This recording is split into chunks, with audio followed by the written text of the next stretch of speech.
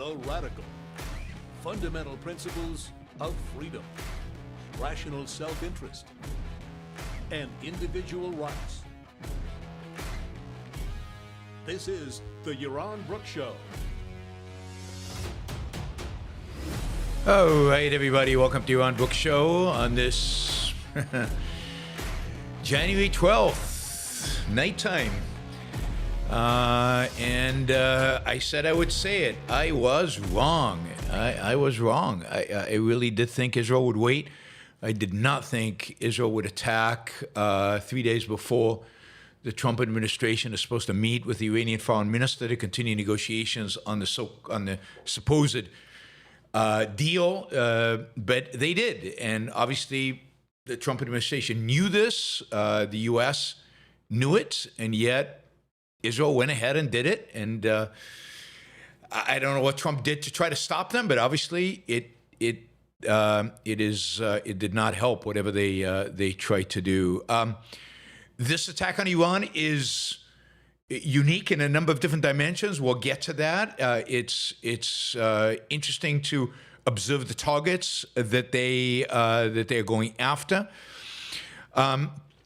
including the nuclear facilities and long-range missile arsenals. But really interesting leadership, Iranian leadership. They're going after people, specific people, yeah, it's going to be really interesting to see what they achieve, what they can, what they've done already tonight, and what kind of damage they're imposing.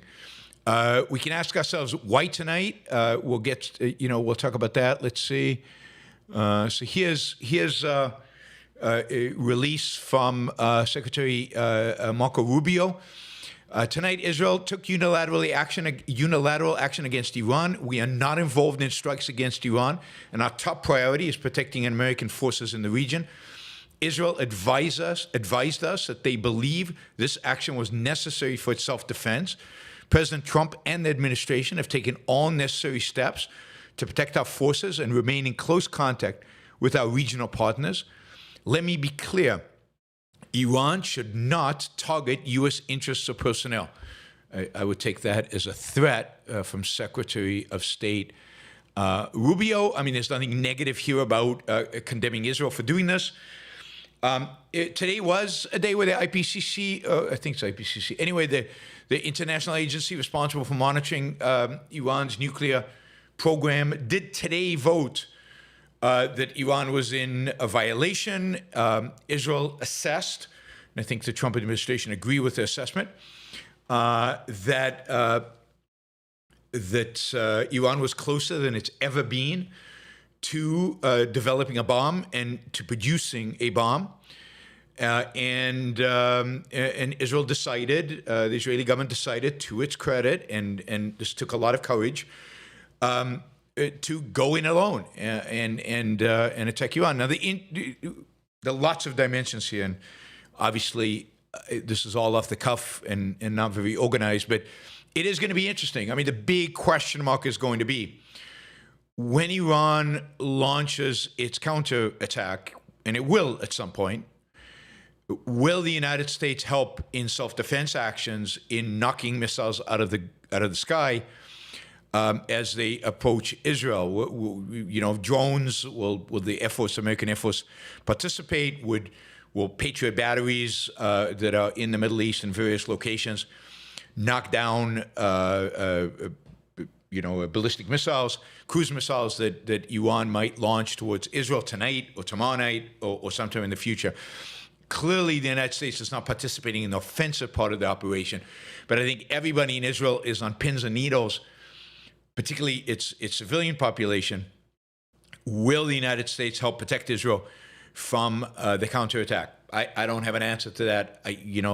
Trump is completely unpredictable. Obviously, the Biden administration did, even when it was angry with Israel, it did act to protect it from the effects of the ballistic missiles. I will tell you, Israelis are super nervous right now. I think civilians are scared. It is because of the nature of Israel's attack now, I expect that the Iranians, when they launch a counterattack, will target civilian areas. They will not limit themselves as they have to some extent in the past to focusing on military targets, but they will go all out and all in on places like Tel Aviv and elsewhere. And Israelis should be worried. There will be, and there's a good chance of civilian casualties in Israel as a consequence of an Iranian counterattack. Again, the real question is, will the United States help Israel to defend itself against such a counterattack? Given that this was an Israeli preemptive strike, preemptive strike, something Israel has been threatening for 20 years, and they are actually acting.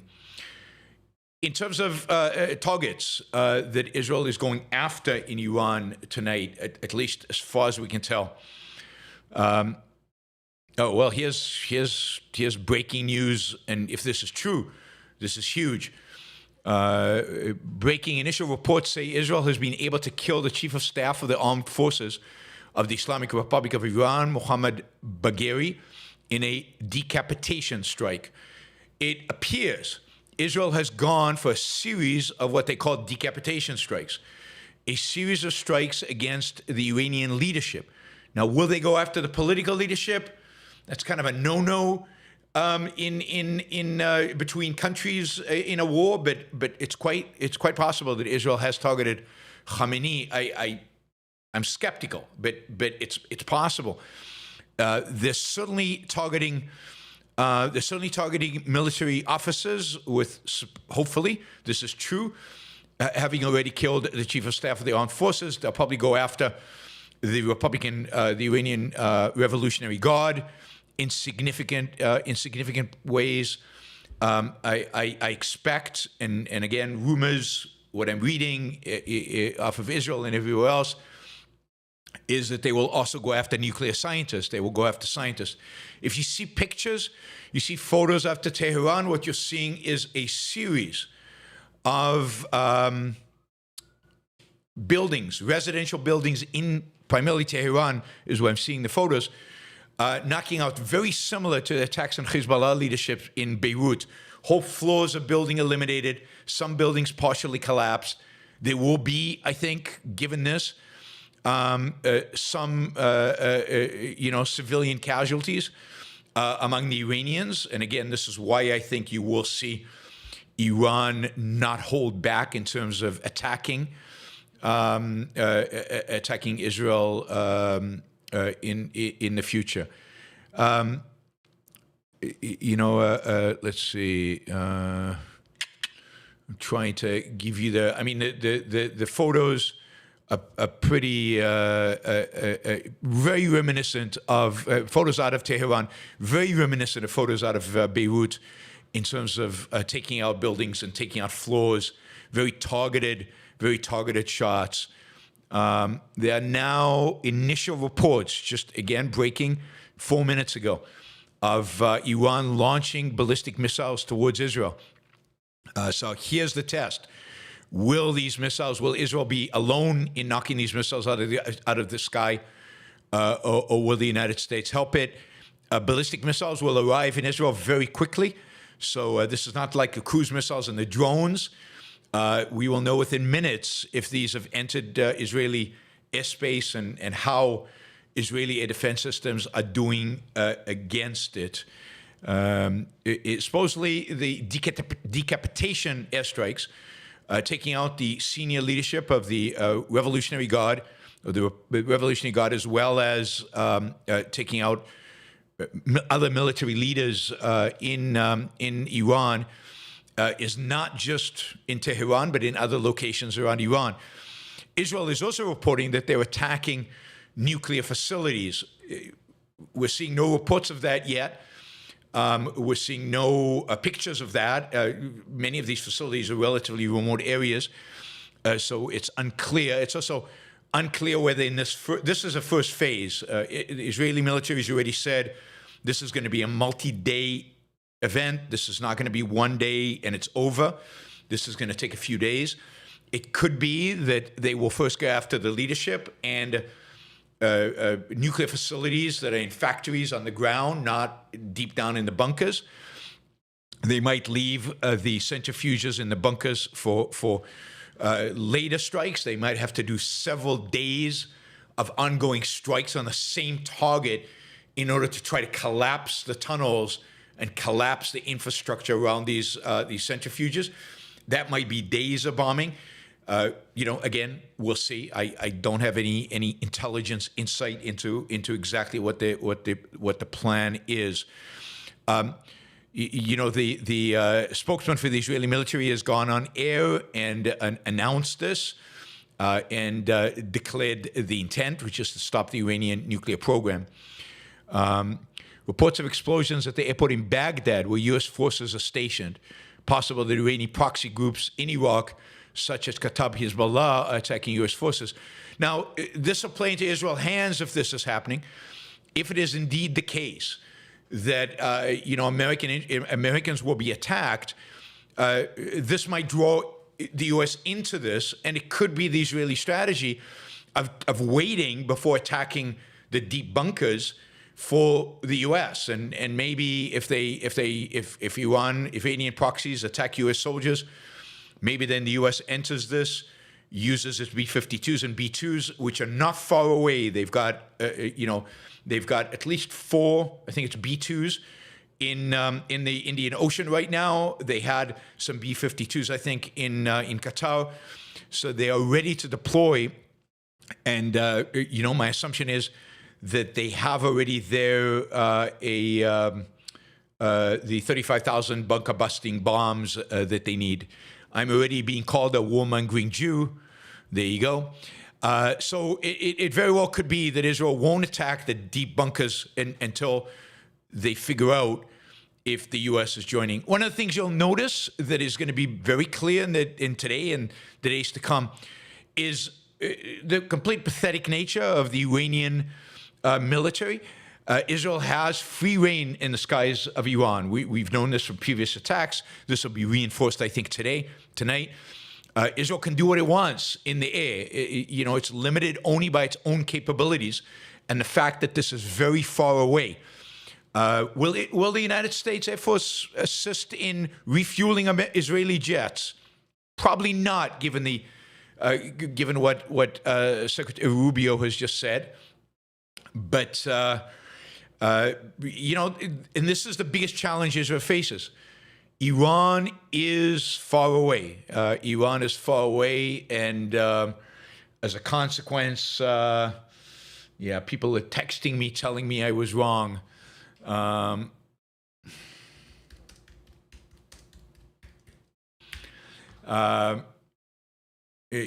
is far away. A very difficult mission. Very difficult, but the fact is that Israeli Air Force, which is, as I said earlier today, the best in the world, can operate over those skies, and partially can operate over those skies because it has figured out ways to completely neutralize the air defense systems of the Iranians. Let's see how this evolves, let's see. Oh, I clicked on the wrong thing. Not what I wanted to click on. All right. I'm also going to check Telegram channels. Let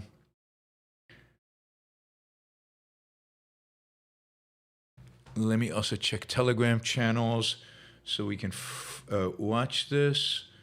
Where is Telegram? There is my Telegram channel. Netanyahu has just told the Iranian people, I have no doubt that your liberation from this authoritarian regime is closer than ever.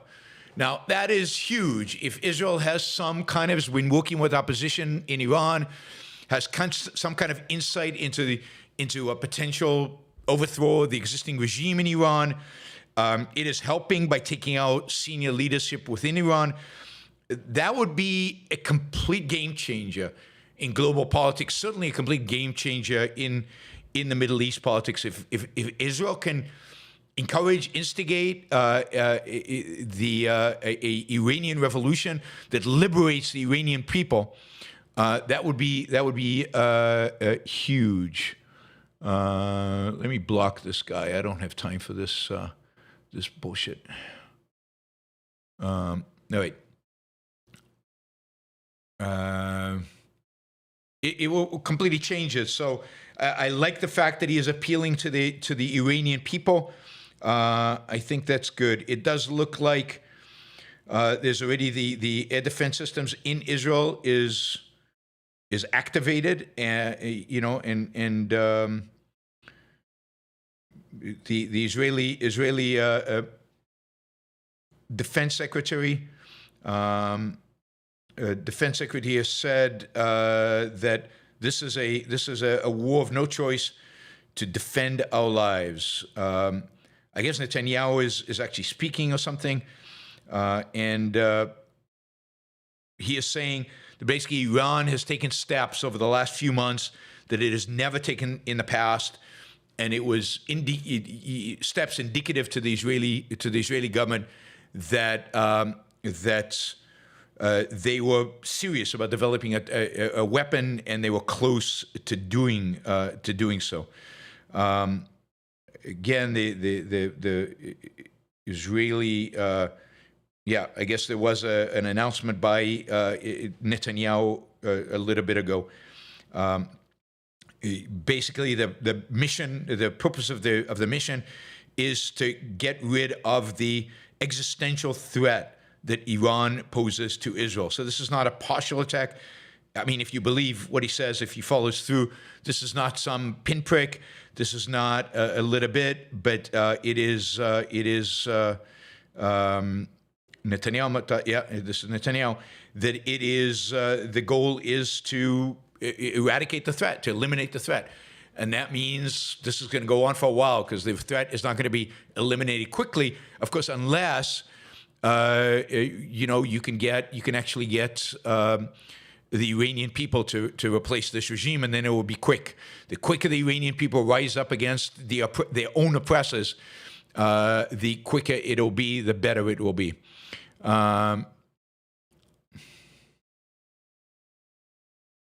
Let's see. All right. Oil prices are up 5%. S&P futures are down 1.5%. You'd expect oil prices to go down. The supply of oil, Iran does export a bunch of oil, primarily to China and other countries. Even though there's sanctions, their inability to export oil for a while will reduce supply, which makes sense that oil prices will go up as a consequence. Investors generally are fleeing to safe havens. You can see gold going up a lot, and almost 1%, and Bitcoin going down. As I've told you many times, Bitcoin is not a safe haven. Bitcoin is down 2%. Bitcoin is a proxy for the Nasdaq. Nasdaq is down. If futures of S&P are down, Bitcoin is down. I mean, they go hand in hand. Bitcoin is not a safe haven when these things, when these geopolitical events happen. Let's see. Israel is confirming it struck the nuclear facility in Iran, the nuclear enrichment facility in Natanz. So that is huge. Now the question is, how much damage have they done, and how much damage can they do? And will they need to continue to strike the facility over the next few days? Let's see. Here's a statement from the IDF. A short time ago, following the directive of the political echelon, the IDF launched a preemptive, precise, combined offensive based on high-quality intelligence to strike Iran's nuclear program, and in response to the Iranian regime's ongoing aggression against Israel. This is something they put out a while ago, but now it's available in English. A short while, dozen of IAF jets completed the first stage that includes strikes on dozens of military targets, including nuclear targets in different areas of Iran. The public is requested to follow the instructions of the IDF Home Front Command, which will be updated as necessary, and act calmly and responsibly. The IDF and the relevant authorities are prepared for a wide range of scenarios and defensive offense that may be needed. For years, the Iranian regime has been waging a direct and indirect campaign of terror against the State of Israel by funding and directing terrorist activities via its proxies across the Middle East, while advancing towards obtaining a nuclear weapon. The Iranian regime is at an end of the axis responsible for all terrorist attacks against the State of Israel since the beginning of the Swords of Iron War, including by arming and funding the Hamas terrorist organization, which was responsible for October 7th massacre. During the Swords of Iron War, Iran even directly attacked Israel twice, firing hundreds of missiles towards the State of Israel. The Iranian regime has proclaimed that its objective is to destroy the State of Israel. Senior officials in the Iranian regime have publicly declared their intent to destroy Israel and are operating to achieve this together with their proxies in the Middle East. Today, Iran is closer than ever to obtaining a nuclear weapon. Weapons of mass destruction in the hands of the Iranian regime are an existential threat to the State of Israel and a significant threat to the wider world. The State of Israel will not allow a regime whose objective is to destroy it to obtain weapons of mass destruction. The IDF has conducted a process of preparations for a campaign on the front line and on the home front. The resilience of the Israeli citizens will be an important factor of the campaign. The IDF is ready to continue to act as required. The State of Israel has the obligation to act in defense of its citizens and will continue to do so. All right. So, yep, it's on. As I said, Netanyahu has spoken as well. We struck at the heart of Iran's nuclear enrichment program and nuclear weaponization efforts. We targeted Iran's main enrichment facility in Natanz. We also targeted leading Iranian nuclear scientists working on the bomb, as well as the core of Iran's ballistic missile program.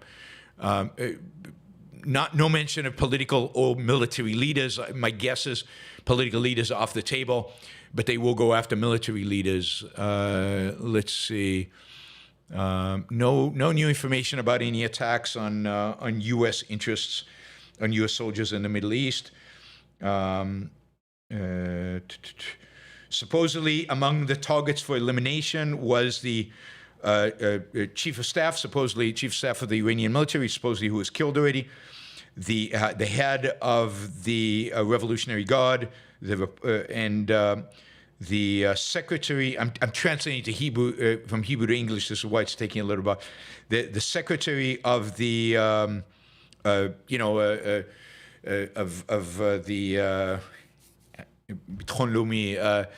National Defense Agency, right? So the top defense people, not mentioned any political leaders, and of course Netanyahu said explicitly that they went after the scientists. Let's name, they're basically telling Israel has earlier today already has canceled schools for tomorrow, has asked people not to travel anywhere, to stay home, to stay close to an air raid shelter. Israel's going into basically, hyper vigilance, and it's going to be, as I said, I think you're going to expect significant attack from the Iranians.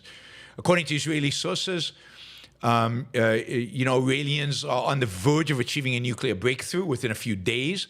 They have the capability to produce 15 bombs. Their scientists have been working to assemble the bombs. So they're literally, Israel came to the conclusion that they're literally or at least this is what they're saying, on the verge of building bombs, and this is the direct reason for the attack. Israel has bombed Iran's headquarters, nuclear sites, commanders, and military infrastructure so far, and it's just the beginning. As we said, it's a full-on-out war. There's also explosions reported in the cities as Isfahan, Arak, and Kermanshah, all places that house major military bases of the Iranian Armed Forces or the Iranian Revolutionary Guard, so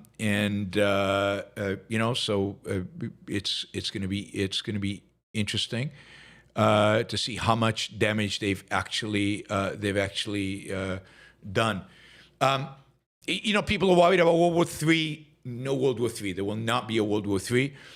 Of course, all the anti-Israeli people online are trying to scare you, drag the United States into war, which there's a sense in which that could possibly happen, but only if Iran attacks American soldiers. The United States has made it clear they're not going to intervene otherwise. This is here's Dave Smith. Israel has launched a dangerous preemptive war of aggression. It should be condemned by the U.S. government and U.S. citizens alike. Yeah, Dave. This is a war of self-defense. Good for Israel for finally doing it. It's about time, I would say. It's going to be interesting. It's going to be interesting to see how ultimately the U.S. responds. Rand Paul. I mean, Rand Paul is terrible in these things. Rand Paul is already scaring us. A war with Iran would make Iraq look like a skirmish. And if your goal is to bankrupt America, then this is, war with Iran is the problem. The United States doesn't have to put any troops on the ground. And again, there will be no World War III. There's no other superpower to enter this. The Chinese are not going to come to defend Iran. The Russians are not going to come to the defense of Iran. They might sell them weapons. They might send them advisors. They might give them tech. But the reality is that even right now, as Israel is bombing them, Russia has still not supplied Iran, as far as we can tell, with their latest air defense systems that might have been a challenge to the Israeli Air Force. So no, there's no world war. There is a horrific regime with a pathetically weak military that could be annihilated, as the military could be annihilated very quickly. And, Israel has started this. Israel is challenged in doing it because it's so far away. Here's again, IDF says Iran now has enough enriched uranium to build 50 nuclear bombs within days. Recent intel revealed a coordinated plan between Iran, Hezbollah, Hamas, and others to destroy Israel, including potential attacks from all borders, even Egypt and Jordan. Israel calls this the point of no return. Good. I mean, this has been long coming. It should have happened a long time ago. So it's good. It's good to see this happening. Hopefully, and of course, the better congressmen and senators on everything else are going to be terrible in this. And Massey is terrible. Justin Amash is terrible. Rand Paul is terrible. On all of this stuff. Let's see. The sirens went off in Israel earlier today just to warn the Israelis that this was starting. It was not meant to send them into the air raid shelters. But, we will see. If it's true. All right, so here we have Islamic regime warplanes are taking off the Meherbad in Iran. Iranian warplanes are not going to survive very long in the air against the Israeli Air Force. So it will be interesting to see what they're going to try to do, if they're going to try to do anything. Let's see. So now explosions are reported from Natanz. So it's not just Israel saying that they've fired there. Now they're showing actual explosions. All right, where is it? Let's see.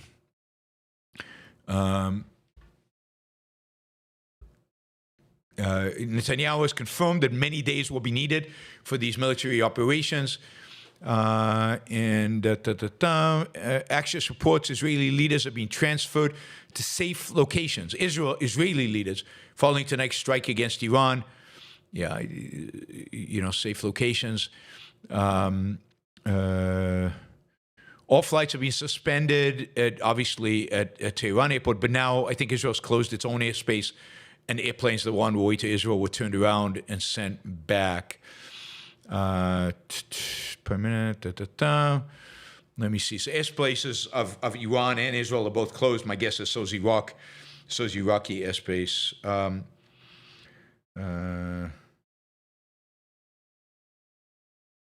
right. Let's see. Israeli opposition is saying they are in complete support of the government, and we are all united, or Israel is all united against the enemies.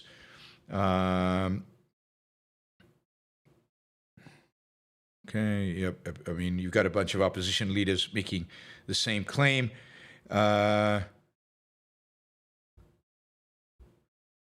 Again, there seems to be high probability now that the chief of staff of the Iranian military and a number of senior nuclear scientists have already been eliminated in the opening strikes of this. I mean, they're not going to get any more beyond this. Yeah,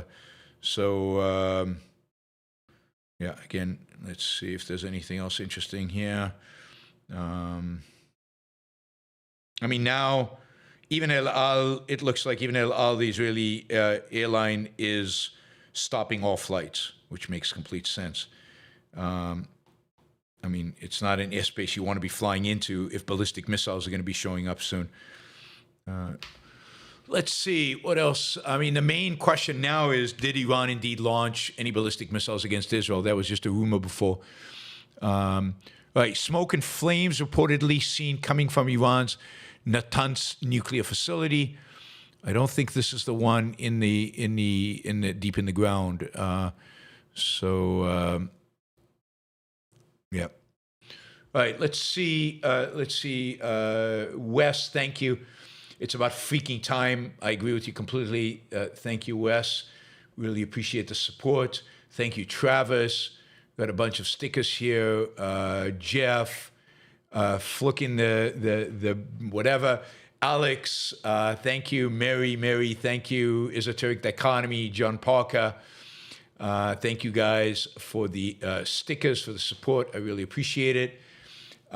Let's see. Doug says, thanks for going live tonight. I appreciate it. Drewski, thanks for the live stream. Constantly destabilize the region to prevent the destabilization of the region. The region shouldn't be stable, right? That is the current stable region is not good, right? You've got a bunch of not good countries that have way too much power.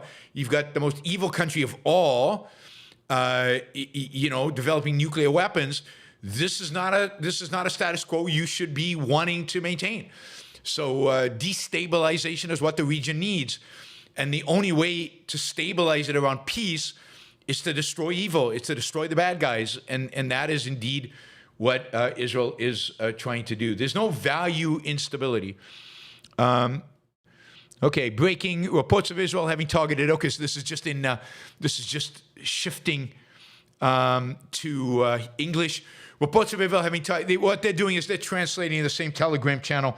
I'm reading in Hebrew, but reports of Israel having targeted Chief of Staff Mohammed Bagheri, IRGC Commander Husseini Salimi, and IRGC Aerospace Chief, that's a ballistic missile chief, Amir Ali Hazijden, or something like that. All right, what am I seeing here? It sounds like the command center of the Iranian military forces being eliminated, at least by some claims, but that the chief of staff has been taken out. That would be amazing if they managed, if the Iranians weren't ready enough so that these people were in places where they could be targeted. That's pretty amateuristic of them. Maybe thinking Israel wouldn't dare to take them out. Okay, thank you. Your third super chat ever. Thank you. Really appreciate that. Let's see. This is again Netanyahu 7-minute. You can watch that online. I think it's got English translation. Again, he says it's going to take a while. The elimination of the chief of staff is according to Channel 12, but I'm seeing it. They're all feeding off of the same sources, is my guess. I'm seeing it on Telegram. I'm seeing it on Twitter. There's a few reliable sources on Twitter. Israel News Pulse just announced that he's been eliminated, and Ascent Defender is a very reliable source in these times. Has been in the past anyway. Let's see. Still not hearing anything about what happened if American interests were attacked or not. You're seeing a bunch of airlines flying away from Iraq and towards the Gulf states because the airspace in Iraq is being closed. All flights are being suspended, and you'd expect that again. Ballistic missiles and cruise missiles might be flying through the Iranian territory, and we know that Israeli planes are certainly flying through that airspace right now. Let's see what else we have here. All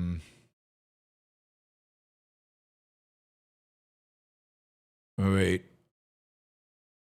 I mean, the Fordow nuclear site in central Iran, supposedly explosions there as well. Yeah, it'll be interesting to see the damage. Reports that in addition to Iran's chief of general staff, Israel also targeted, okay, we've already covered this. So we've already covered that. And all right, let's go back to your comments and questions quickly, and then we'll see. Flucky in the book, genuine question, not being a smarty. I think I answered the question.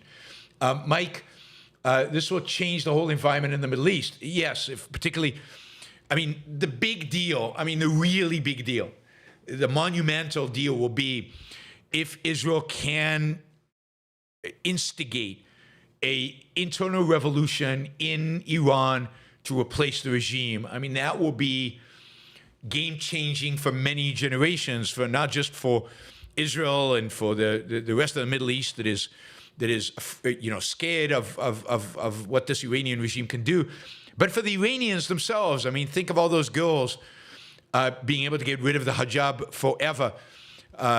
Think of how what a force for good, the secular Iranian regime could be. The whole dynamics of the Middle East change dramatically if that happens. Neo, thank you, Neo. Finally, Israel grew some balls. Hopefully, Trump will follow if he has any. We will see. I'm skeptical. I mean, this is the problem. If you poll Republicans, you ask them, should Iran be allowed to develop a nuclear bomb? 80% say no. Should the United States get involved militarily with Iran? 80% say no. and that's the problem. So for Trump, there's a sense in which Israel taking care of it, getting rid of the Iranian nuclear threat, is a huge boon for him because he can say, see, we got rid of the nuclear threat without actually committing American troops, and by saying, we stayed out of the war. We weren't in the war. So there's a lot of value here potentially for all right. All right.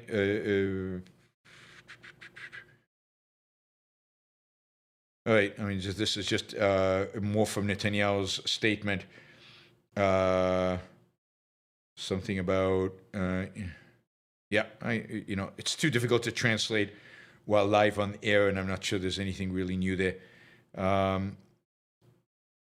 It's also, in Israel, they're saying, again, hard to tell, but in Israel, they're saying that the Mossad was also part of this, and a number of assassinations happened tonight on the ground by Mossad agents in Iran. I mean, I think the stories of what happened today they're going to be dramatic and significant, and it'll be told over the years to come, not over the months to come, over the years to come, because so many of them will probably be secret for a long time. But the Mossad has always had a significant presence in Iran, has always been really active in Iran. And again, according to some reports coming out of Israel, the Mossad was involved in the elimination of either scientists or military leaders within Iran tonight. Again, Israel is saying, Israeli sources, anonymous sources saying the probability that Israel has eliminated the leadership of the Iranian military is high. They must have some, who knows, right? We don't know. It's the fog of war. Remember what I've told you always about wars, the fog of war. It's really, really hard to tell what is actually happening. What we're getting are rumors, we're getting speculations, but we don't actually know for sure what is happening. Israel airstrike hit the Kausar residential complex in central Tehran. It's owned by the Iranian Republican Guard, and it looks like they basically just took out that one building within a very dense civilian population. So let's see. All right, let's go back to this. Grahamson Goddard, the U.S. has a lot of air assets in Diego Garcia right now. Yes, they have I think 4 B4s, B2s, and they've got B-52s, I think, in Qatar. So they have a lot of air assets. They have F-15s, they have F-35s, they have an aircraft carrier, not that far. I mean, there's a lot of air assets. I'm not sure if there's a carrier strike group in the region or not. There is, off the coast of Yemen, right? But the U.S. is prepared, and I hope they help defend Israel airspace and participate in the strikes. They're not participating in the strikes, and Trump made that very clear that they're not going to, and they're not participating. Will they defend Israeli airspace? That is going to be the big question. I think a lot of Israelis are nervous at home, close to air raid shelter, wondering how many of the bombs will actually reach the ground this time. In the past, when Iran has fired in Israel, bombs did not reach the, drop. All right, let's see. Just as an aside, because it's breaking news and it's happening right now, unrelated to what's going on in Iran, a United States District Court for the Northern District of California has just ordered Trump to return control of the National Guard back to California, saying the call-up was illegal. This is going to be fascinating because the probability that Trump actually does this is, I think, very low. This will be appealed tonight or first thing in the morning. And I mean, this is setting it up for real, in a sense, constitutional conflict between the courts and the executive. There's no way Trump is going to do this. And so tomorrow is going to be an exciting day in California in terms of, is the National Guard, controlled by the governor? And what is the National Guard commander? Does he do what the president tells him? Does he do what the governor tells him? Does he do what the court tells him? And how is the appellate court? If they appeal this, it'll go to the 9th, which is a very democratically controlled appellate court, right? So my guess is they're going to try to appeal this directly to Supreme Court, and it's going to be really interesting. A lot of stuff going on all at once makes news super interesting. All right.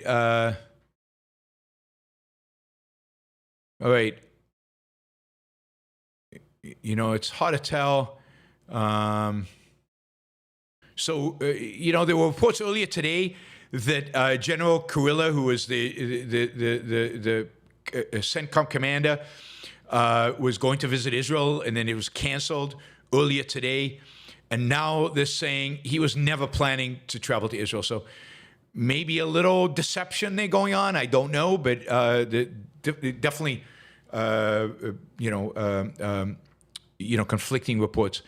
Okay, initial reports of Israeli drone swarms entering Iraqi space and heading towards Iran. Now that is interesting. Israel has not used drones. Israel has not used drones in its previous attacks on Iran. It did not use, certainly not suicide drones as these would be, very heavily in against Hezbollah or Hamas. So the idea that there are now drone swarms going after Iran. Iran, remember, has no functioning, effective air defense system. These drones will be able to hit whatever the Israelis want them to hit. This is going to be fascinating to see how that plays out. Israeli sources saying we've identified that Iran's on the verge of achieving nuclear breakthrough within a few days. They have the capability to produce, okay, we already read that, 15 bombs. It appears that the uranium enrichment facility in Natanz no longer exists. That's obviously not the one deep underground, or I don't see how it could be. Iranian sources are claiming all Iran's S-300s have been destroyed. That's the defense system, the only system that could intercept ballistic missiles.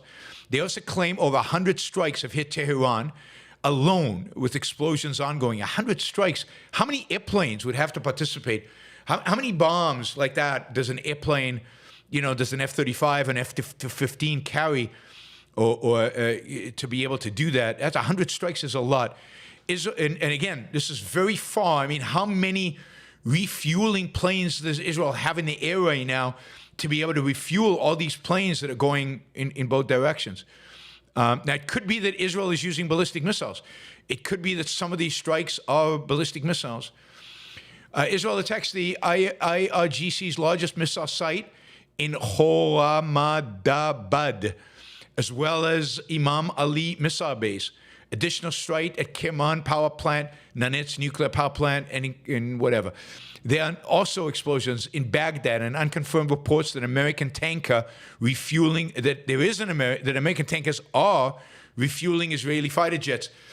That is the one thing I think that the United States might be doing, is refueling. I don't think Israel has enough refueling planes to pull this off. So if they're doing that, there is a good chance that America is indeed. Now, again, that was news out of Iran. So the 100 strikes and the Americans refueling, and then dramatic pictures of just bombs landing on very precision bombs and explosions as a consequence coming from Iran. Residents in Tehran are reporting that Iranian MiG-29 fighter jets are taking off. I mean, MiG-29 fighter jets have literally no chance against an F-16, an F-15, F-35. I mean, it's a suicide mission to put a MiG-29 against Israeli fighter pilots flying those planes. Now, there hasn't been air-to-air combat in the Middle East in the air between planes, I think, since 1982. I don't think anybody's flown an airplane, a combat airplane, against Israel since 1982. This will be the first dogfights, if they happen, the first dogfights that Israeli pilots have encountered in 42 years. I mean, maybe I'm wrong. Maybe somebody could correct me, but I can't recall a single dogfight. As somebody mentions in the chat, a MiG-29 can't even see an F-35, but it doesn't matter. They can't do anything to an F-16 or an F-15. So this is not going to land well for those Iranian pilots who are flying those planes. Israeli Air Force has reportedly begun a second wave of strikes right now against Iran. Somebody says, where the Iran missile defense systems? They don't have any. Israel destroyed them last time, and whatever was left was destroyed in the first strike here. These are Russian air defense systems. Israel, a long time ago, figured out how to get around them. How to avoid impact from them. An air defense system like this is not going to take down an Israeli jet. Again, lots of smoke coming out of the Natanz uranium enrichment site. All right, let's see. Now we're getting Israeli airstrikes hit Iranian ballistic missile base. God, the number of explosions there. Wow. It's just boom, boom, boom, boom, boom. I mean, one missile, because all the ballistic missiles are going off. Hit Iranian ballistic missile base in western Iran. Lots of secondary explosions seen on the site. Yes, lots of them. It's quite it's quite prominent. It is. I've not seen any evidence so far. I've seen no evidence so far that that Iran has launched anything towards Israel. So there's nothing supposedly. And it will be interesting if this idea of a drone swarm from Israel to Iran is real. That might be, just fog of war, and it might just be Israeli pilots, the second wave of the Israeli pilots. Hard to tell if Israel's using drones or not. The Natanz facility, Israel has been preparing for attacking it for 25 years. and there's a column of smoke. Now, is that enough? Is it done? Are they going to have to keep at it? My guess is they're going to have to keep at it, and there's a lot more to do. Would be my guess. Let's see.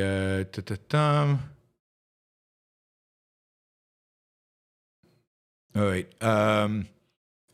There is Israel's saying there's a good probability that most of their targets, the decapitation targets, the top of the regime, that the likelihood that they've been taken out is quite high. All right. Hundreds of Iranian ballistic missiles launched at Israel for 2 years. Hundreds of thousands of Iranian missiles and rockets buried under Lebanese villages aimed at our cities, and decades of calls for our destruction. This is a tweet from Haziz. If depending on you for safety makes us respectable, and taking out Iran's nuclear ourselves makes us rogue, then yeah, F you, we're rogue. Nothing will make, well, that's Shadi, I don't know, Shadi Hamid. Let's see. Let's see what else. Search and rescue operations underway across the Iranian capital, Tehran. It looks like the sun has come up, so there is now lights, and you're seeing destroyed buildings and destroying parts of buildings, and you're seeing rescue operations being applied. It's going to be interesting to see the outrage coming from the UN and then from Britain, Canada, Australia, New Zealand, Norway, France, and whoever else. It'll be really, really interesting to see how they respond to all of this. Let's see. All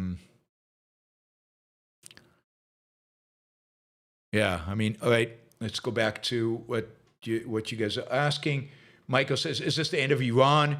I don't know. One would hope that this is the end of the Iranian, if this Iranian regime, and that a new dawn will rise in Iran. Not tomorrow, not today, not tomorrow, but ultimately that this is the beginning of a completely new era in Iranian history, with a secular regime replacing the existing one.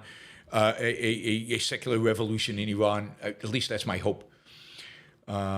Michael says, is Bibi doing this to stay in power longer, or is there a real existential threat even a corrupt, indecisive coward like Bibi needs to act on?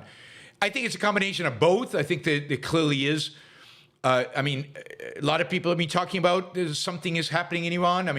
They've been very, very aggressive vis-a-vis the negotiation with Trump.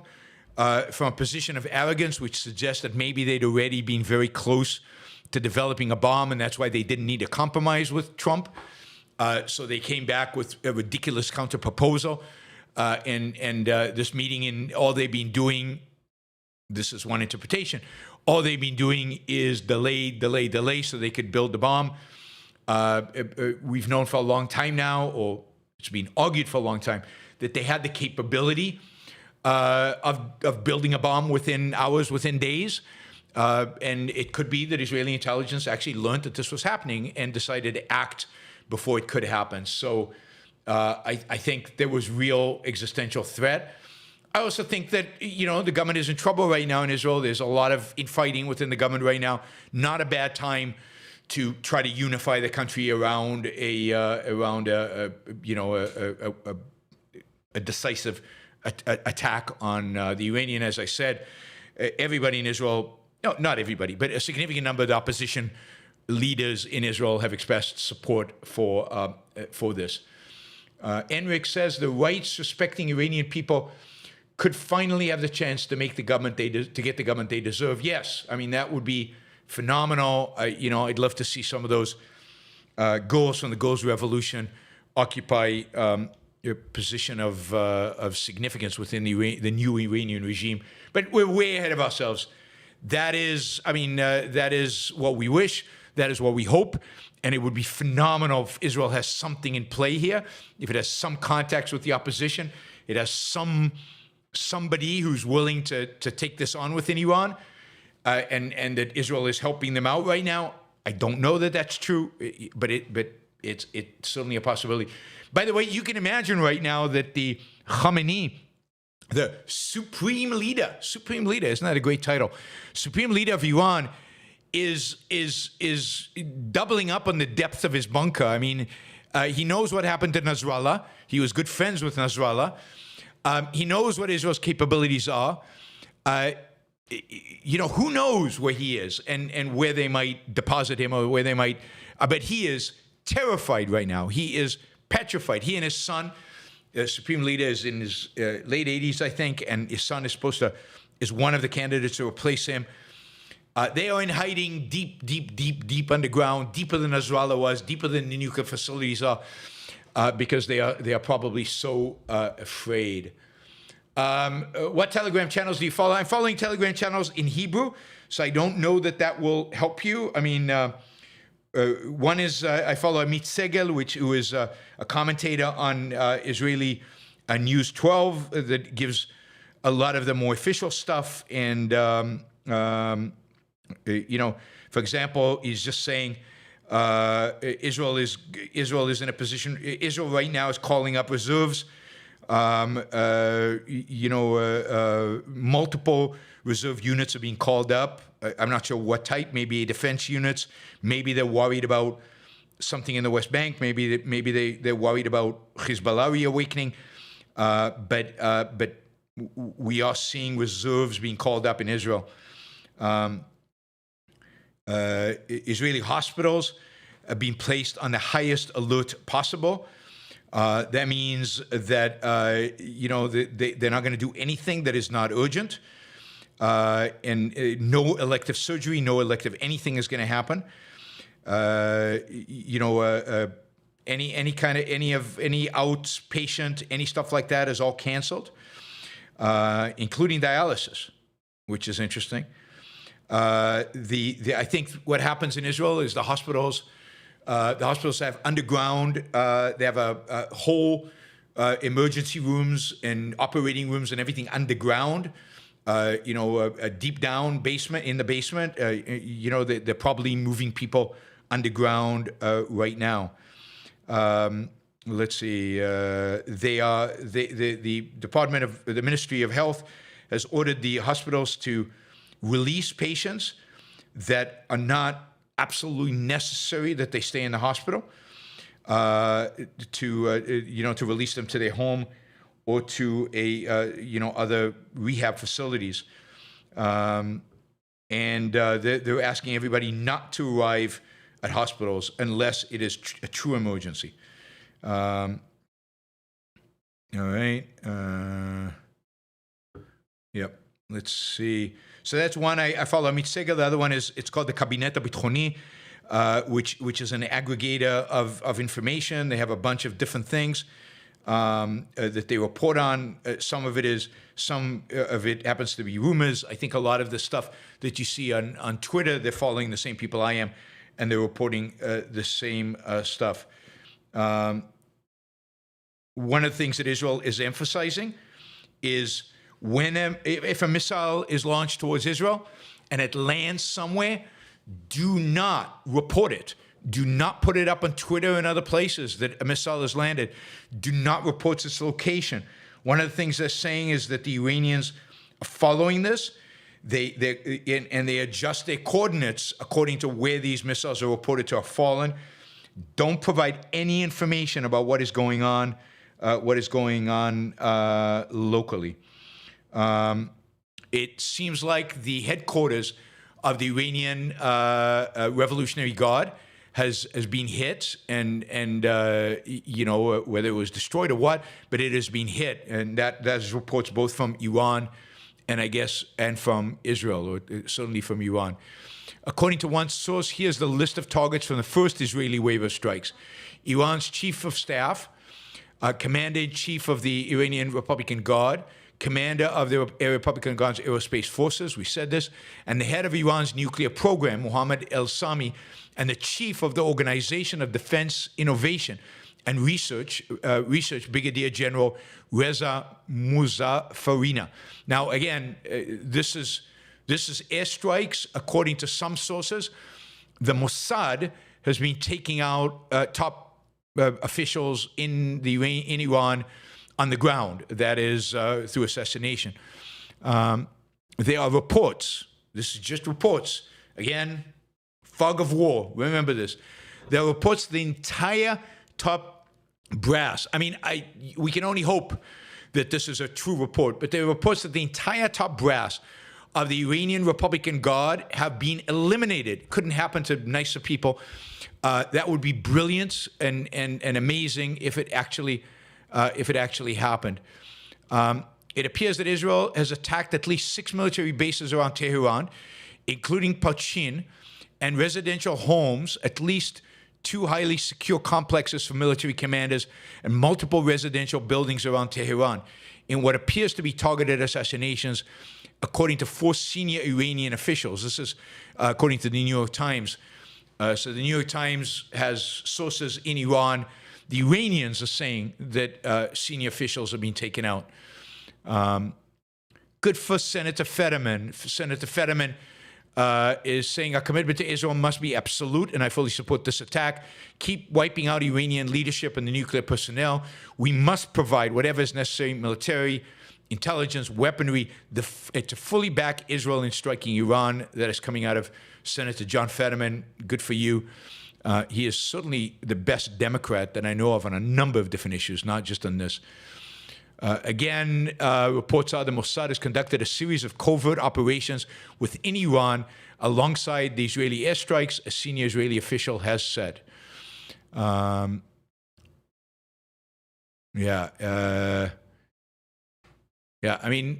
This will be interesting. This will be, let's see. The Iranians, anti-Israelis are posting memes of missile attacks against Israel. Ain't happening as far as I can tell. Nothing is happening so far. We've got that list already. All right, let's keep going. Okay, Fizzled says, Dave Smith said, quote, if America gets dragged into war here, which, make no mistake, is Israel's goal, just know that what follows is the Israeli government's fault. That's right. The bad guys are never at fault. Iran can never do evil. Hamas can never do evil. This is the, anti-civilization, anti-Western, just anti-good guys position of the modern libertarian movement, particularly the anarchist wing within it. They despise Israel because Israel, like America, are an affront to to their idea that states all can only be evil and can never do any good. This is, by the way, the same thing that causes them to really ultimately hate America. But they are haters. This is all Rothbard. These are Rothbardians. They're not, the Rothbardian anarchists. And they should, I hope they go to hell. People like Dave Smith are contemptible. They're beneath contempt. To see this, to know what Iran represents. But yeah, he listens to Scott Horton, who tells them all, who positions himself as an historian, as a scholarly historian, and tells them all that Iran has never been a threat. Iran is a peace-loving country. The Ayatollahs don't want to harm anybody. And Israel is the warmonger in the Middle East. The Arabs and the Persians are all lovers of peace and so on. Dave Smith is a comedian, a major spokesman, I'd say, for the anarchist wing of the libertarian movement, and a hater of Israel and a hater of America. Israel's chief of general staff, Eyal Zamir, said earlier, just a little bit earlier, we launched the strike because the time had come. We reached the point of no return. We cannot wait for another time to act. We had no choice. History, both distant and recent, has taught us that in the face of ambitions to destroy us, we must not bow our heads. And so we fight to preserve our existence. Freedom is granted to those who are willing to fight for it. I mean, excellent words, absolutely. It's the kind of words that somebody like Dave Smith and his libertarian fellows can't even imagine, can't even understand. They have no conception of freedom, not real freedom, and what it means to fight for freedom, and what it means when freedom is really, really, really at stake. Yeah, I've already seen this. Let's see if they have anything new here. Iranian officials report that at least 4 Iranian military and political leaders have been eliminated tonight by Israel. At least 4. Okay, now there's confirmation that the head of the Revolutionary Guard has been eliminated. This is according to state-run media in Iran. So this is confirmation from Iran that he was eliminated. All right, I see. Yeah, so I think we're up to date in terms of what is going on. Let me check the Telegram channels and see if there's anything new there. Yeah, I mean, the Telegram channel is also saying the Iranians are confirming the head of the Iranian Revolutionary Guard has been killed. Ben Gurion Airport now officially is closed for departures and landing until further notice. Let's see. Yeah, okay. Everything else I've already told you, filled you in. And here's Amit Segel in English. Let's see what he says. The Israeli-American strategy to conceal the attack was straight out of the Sherlock Holmes playbook. Hide in plain sight. You can't really hide penetrations of this scale. So instead, you talk about them constantly, from Trump to Netanyahu, and hope the Iranians will think a barking dog doesn't bite. Well, tonight it bit. All right, there's one interpretation of what's been happening. This definitely suggests that Trump was in on it and participated fully and in full awareness of it. I wonder how Tulsi Gabbard is feeling right now, who is an anti-Israel lunatic who runs, all our intelligence agencies. Let's see, that's Natanz.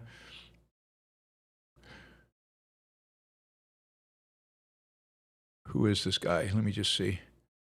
I don't know where this guy is. Amjad Taha, expert in strategic political affairs in the Middle East.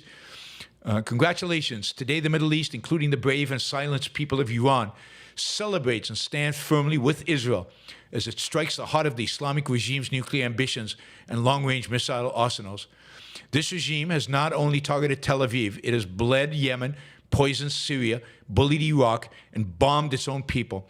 It turned the name of Islam into a threat and diplomacy into blackmail. It traded prayers for payloads. But tonight, history changes course.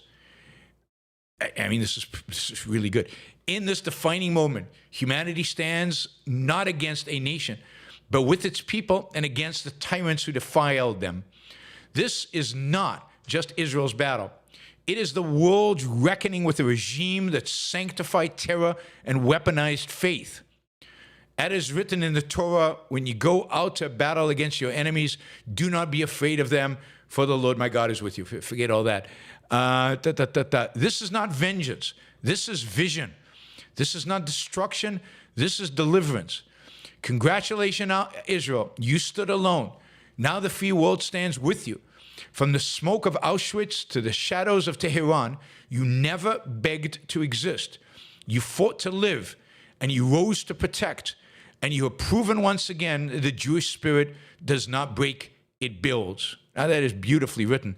You got to give it to him. I think Israel has more supporters and fans right now in the Middle East, among the Saudis, among the people in the United Arab Emirates, maybe even in Jordan, maybe even in some parts of Syria, maybe in Lebanon, maybe elsewhere. More friends, more people supportive of Israel right now in the Middle East than they have probably within the Libertarian Party in the United States. Certainly, and maybe within America more broadly, but certainly more in the Middle East than I think we're going to find in Europe when Europe starts commenting on what's going on. Good for Amjad Taha. I don't know who this guy is, but 2 thumbs up for him for that amazing statement on Twitter. All right, now they're saying that Israeli drones launched from inside Tehran itself are striking sensitive facilities. So this could very well be the Mossad, or if it is, it's the Mossad, doing what it does best, taking out evil people. Now, again, fog of war, speculation, not clear, but Israeli sources are saying that the Iranian president's apartment was struck, and that Khamenei was targeted. I would be surprised, but again, this is what some people are saying. I don't know. I don't have any insight into whether that is real or not. There's no confirmation from Israel or from Iran that has happened. Let's see. I mean, if Iran is taken out, it changes everything because it changes the dynamics in Europe as well. I mean, the number one funder of Islamism in Europe is Iran. The number one builder of mosques, even though not all of them are Shiite mosques, is Iran. Iran is the one instigator of Islamism. And I have said this for 20-something years. I have said that if you want to stop Islamism, if you want to stop Islamism from spreading around the world, if you want to stop Islamism from taking over Europe, the linchpin is Iran. Iran is the only state run by Sharia law, the only state dedicated to exporting Islamist ideology as a state, quasi-state. It is the linchpin in the entire world. This should be a huge sigh of relief in Germany, in France, in the UK, particularly if Israel succeeds in actually taking out the Iranian regime and replacing it.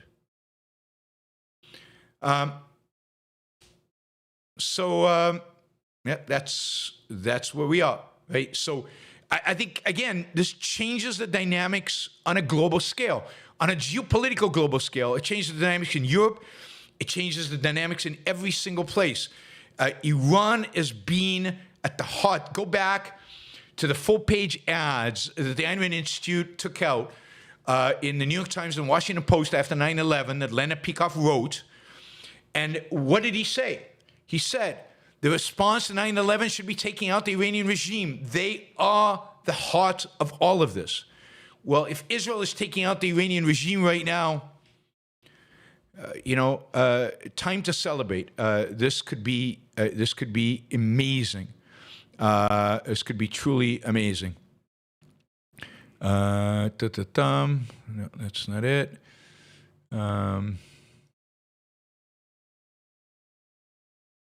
Israel is now saying that Iran was accelerating its nuclear program and assembling missiles, even while negotiating with President Trump. As I told you, delay tactics.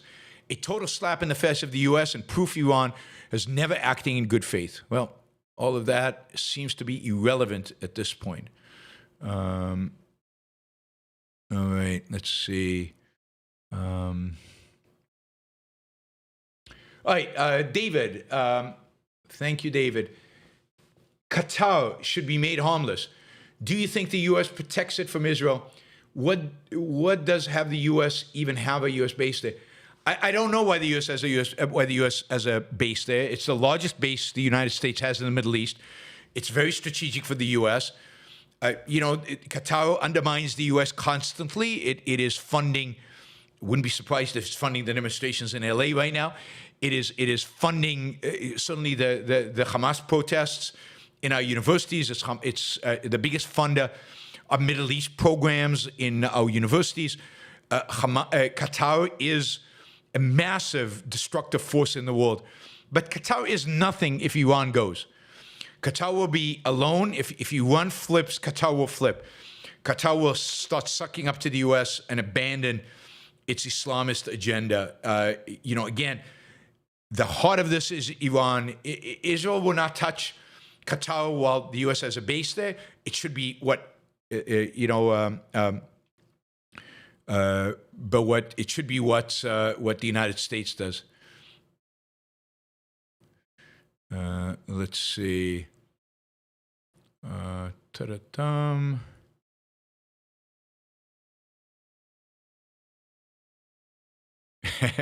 Again, it's fascinating because a lot of the best tweets here are from I don't know who this is, Niqab Nancy, but I think this is a pretend account. It pretends to be a Palestinian account. It writes, breaking: Israel strikes Iran, starting World War III for the 4th time this year. France has already surrendered. That's good. That's good humor. I like that. Let's see.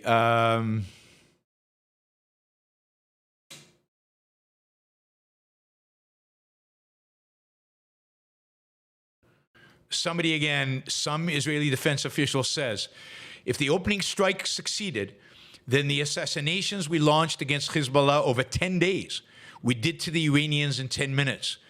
That means they went after Khamenei. That means they went after the president of Iran. That means they went after the council, the high council of the mullahs in Iran. So far, the only confirmation is that the commander-in-chief of the Iranian, Revolutionary Guard has been killed. That has been confirmed by Iran. Beyond that, we do not know. But if it is true, and this is from Israeli radio. So Israeli radio is saying that we did to the Iranian leadership what we did to Hezbollah, but we did it in 10 minutes. That means they went after the political leaders. That would be huge. And, I don't know if it was successful or not. We will find out. But, wow. I mean, just the balls of doing that is quite amazing and much more than I thought they would do.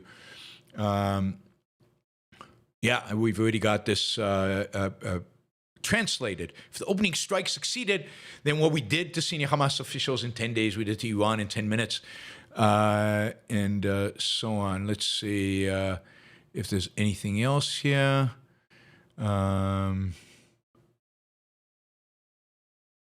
Yeah, people are just repeating that. All right, let's see. Islam Ali asks, has recent deployment of the Iron Beam bolstered confidence in this attack? Also, any fear that Russia or China get involved? No, I don't think the Iron Beam, the Iron Beam might help if Iran launches a drone attack.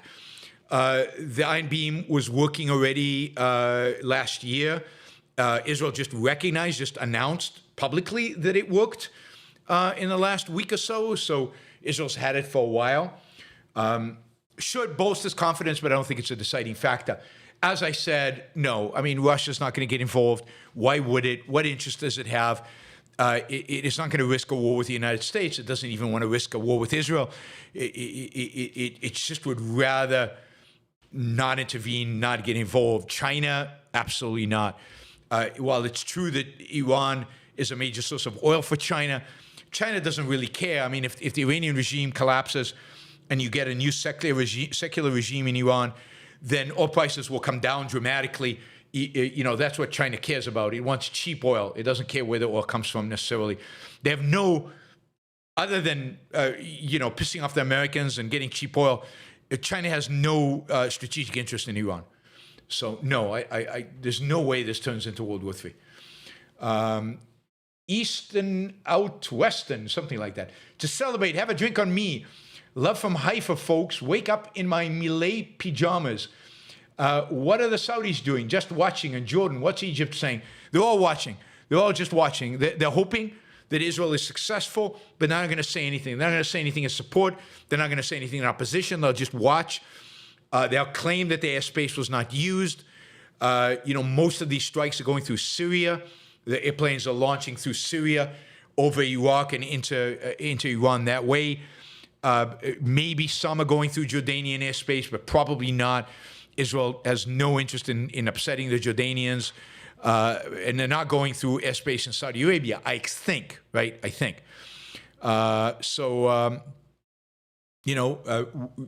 We'll see what they say tomorrow morning.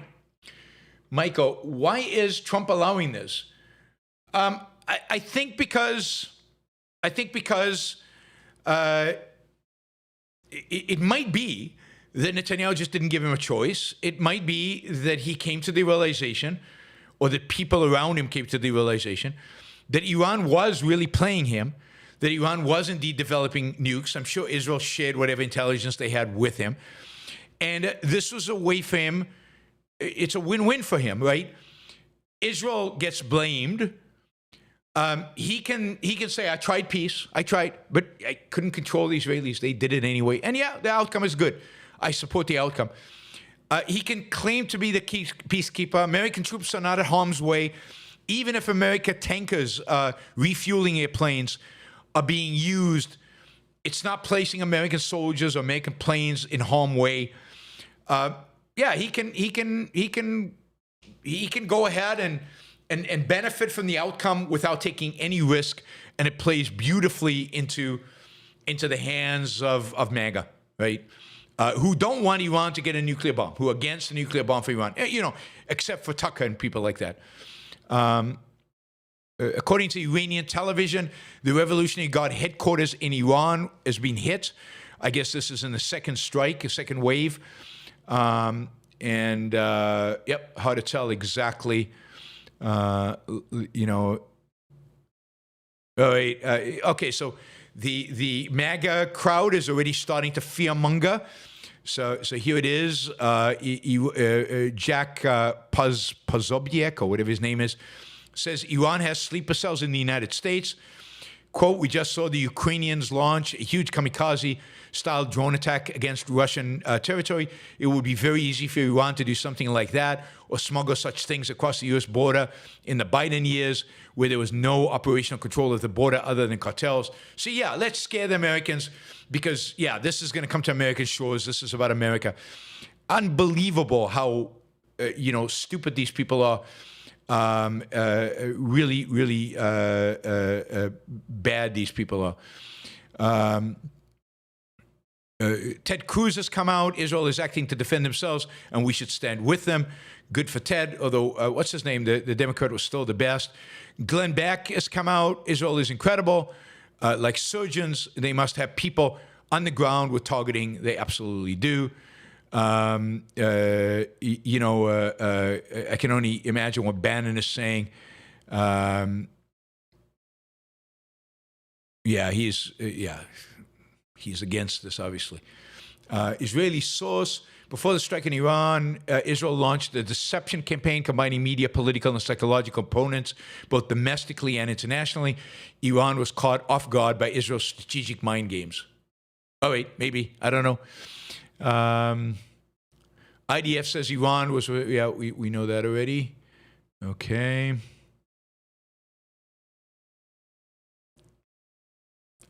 Okay, multiple missiles hitting the headquarters of the Iranian capital, of the Iranian Revolutionary Guard, causing the destruction of the entire building, several fires, which are still raging, according to local sources in Iran. All right. I'll go to Telegram in a minute. Let me just catch up here in my feed. Israeli media reports that the head of the Quds force, Ismail Khani, has been killed. He replaced, if you remember, this is the guy who replaced Soleimani when Trump took out Soleimani in, 2018, 2019. This is the guy who replaced him. Israel has just taken him out. So they have clearly devastated the leadership of the Iranian Revolutionary Guard. Again, I have to say, this is a much, much better, much more intense, much more strategic attack than I expected, than I thought they would do. I mean, based on the previous two attacks on Iran, they were, very lukewarm. This is all out. This is all out war. This is holding nothing back. This is taking out the entire military leadership of Iran, at the same time attacking bases, same time attacking nuclear facilities. So much more strategic, much more intense, much more widespread. Israel had good intel. It's always had good intel. And particularly in Iran, there's a lot of people opposing the regime in Iran that have worked with the Israelis. Heavy strikes being reported now against and near the city of Tabriz in northwestern Iran. Iran is a big country.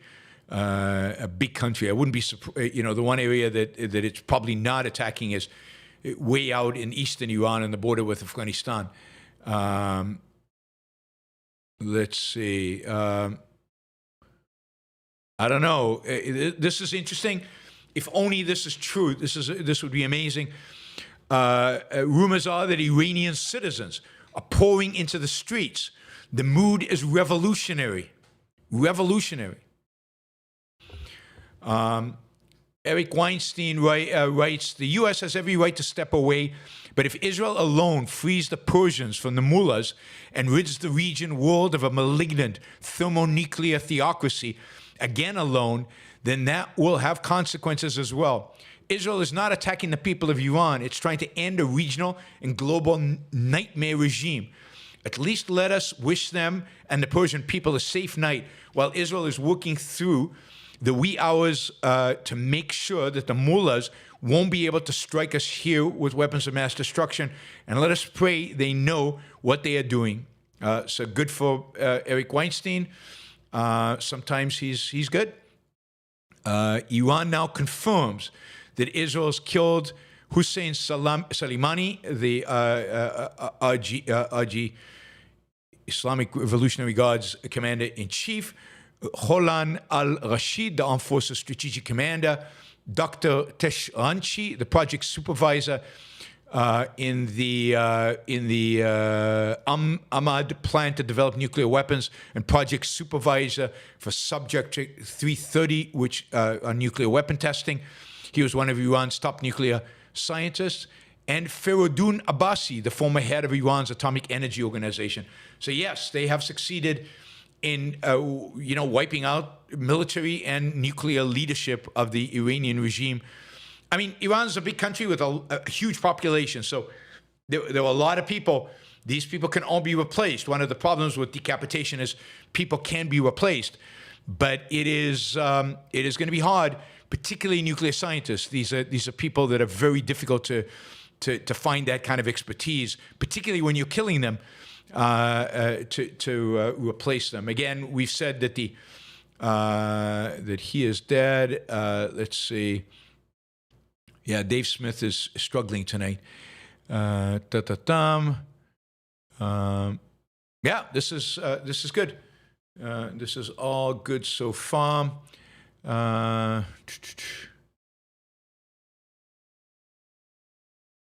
mean, think about this. Iran has been involved in attacks against Israelis, but primarily attacks against Americans, since 1983. These are the people, or the predecessors of the people responsible for killing Marines in their barracks in 1983 in Beirut.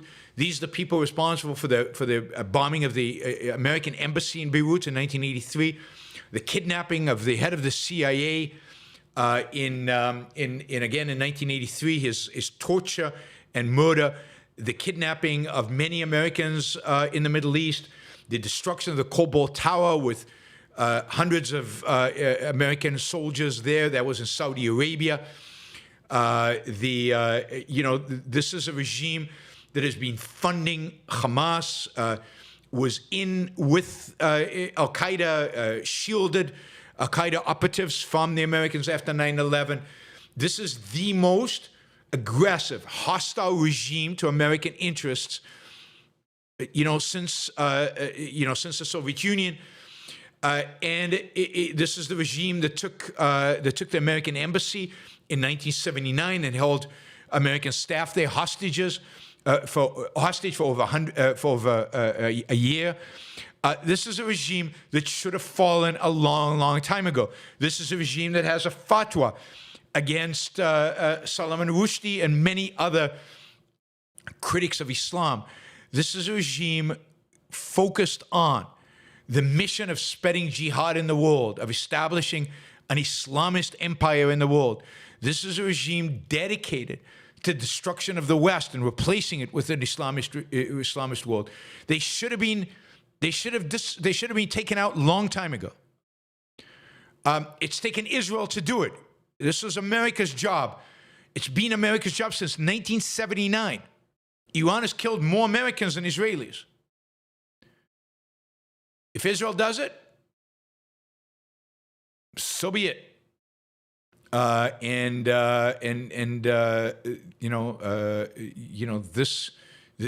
It's amazing if Israel's done it. Right now there is a tweet from an account called Tehran, which shows what seems like the launching of dozens of these look like ballistic missiles. And it says, now the world will see who the real lions in the Middle East. Yes, the world will see who the real lions are in the Middle East. And it's not going to be the Iranians. Now, hopefully they haven't launched anything. Hopefully Israel has disrupted their ability to do so. But we will see. Let's see. Let's see. Yeah. I mean, it could very well be that Israel is also taking out or will be taking out the power plants in Iran. So basically, putting them out. Huh. All right. Let's see.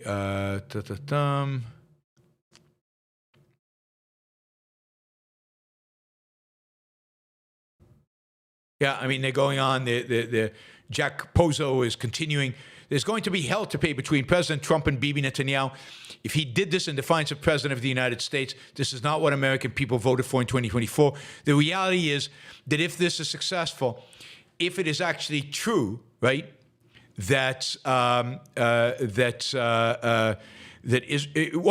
they're successful and Israel has achieved its aims, then President Trump is going to take credit for it.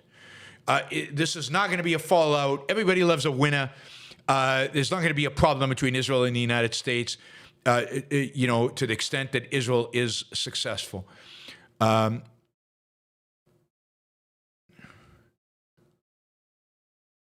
All right. Let's see. New Israeli airstrikes are now hitting targets in Iranian cities of Qom and Tabriz. I'm glad that targeting Qom is the spiritual center of the Iranian regime. It's where all the madrasas are. It's where the key people, they go and get trained to be mullahs in Qom. That is the heart of the regime, really. All right. I'm seeing lots of. Well, I don't know if that's true. All right. Again, people are saying Iranian fighter jets have departed in what appears to be an attack on Israel. Let's see. And let's see if what happens and how many of those planes make it, if that's where they're heading. And I'm not sure the video is actually accurate. It could be video of some previous event. I don't think Iran's Air Force is suicidal as to go out there. Israel deploys full missile shield ahead of Iran strikes. Israel has placed its entire air defense network on high alert, of course, including Iron Dome, David Sling, and the Arrow system to intercept medium and long-term ballistic missiles. U.S.-supplied THAAD and Patriot systems are also operational. American cargo planes have delivered strategic support in anticipation of Israel's strike on Iran. As operations unfold, Israel is expected to continue targeting Iranian nuclear facilities. Meanwhile, the IAEA, that was the nuclear organization I talked about earlier in the show, passed its first resolution in 20 years declaring Iran in non-compliance with nuclear obligations. So, I mean, it looks like Trump knew. Trump's playing both sides. He's preserving deniability, in which case he'll get angry at if it fails, he'll get angry at Netanyahu, but also happy that it's successful if it is successful. So it looks like Israel has also killed Ali Akbar Ahmadian, the Secretary General of Iran's Supreme National Security Council. That is huge, going after these key people within the Iranian regime. Okay, let's take, Ori says, Am Yisrael Chai. Thank you, Ori. Appreciate it. Larry says, Yaron, thank you for going live and keeping us up to date on this heroic event. Thank you, Larry. Really, really appreciate all of your support. Marek says, thank you for helping me understand the world better, Yaron. I appreciate it, Marek. Thank you. Fizzled, Iran, Tasnim News says, IRGC Chief General Hossein Salami was martyred in Israeli strikes. Yes, we know that. He's gone to the 72 Virgins. Good luck with him, up there. With those virgins, I don't know. I don't think they'll be nice to him. Let's see. JJ Jigbee says, I was in Jerusalem April last year during Iran's strike attack. I remember that. I stayed up all night listening to your stream, occasionally reporting on what I heard. Thank you for being a source of reliable, rational news. It is my pleasure, and yeah, as you know, I'm happy to do it. Here's again. This is a report. Hard to know if this is true. U.S. Envoy Steve Witkoff privately warned top Senate Republicans that Iran's retaliation to an Israeli strike on its nuclear program could overwhelm Israel's defenses and cause mass damage and casualties. I think that's what Israel is preparing for, but will it actually happen? Will it actually overwhelm Israel's defenses? Let's wait and see. All previous predictions of Iranian capabilities and Israel's weakness have been false.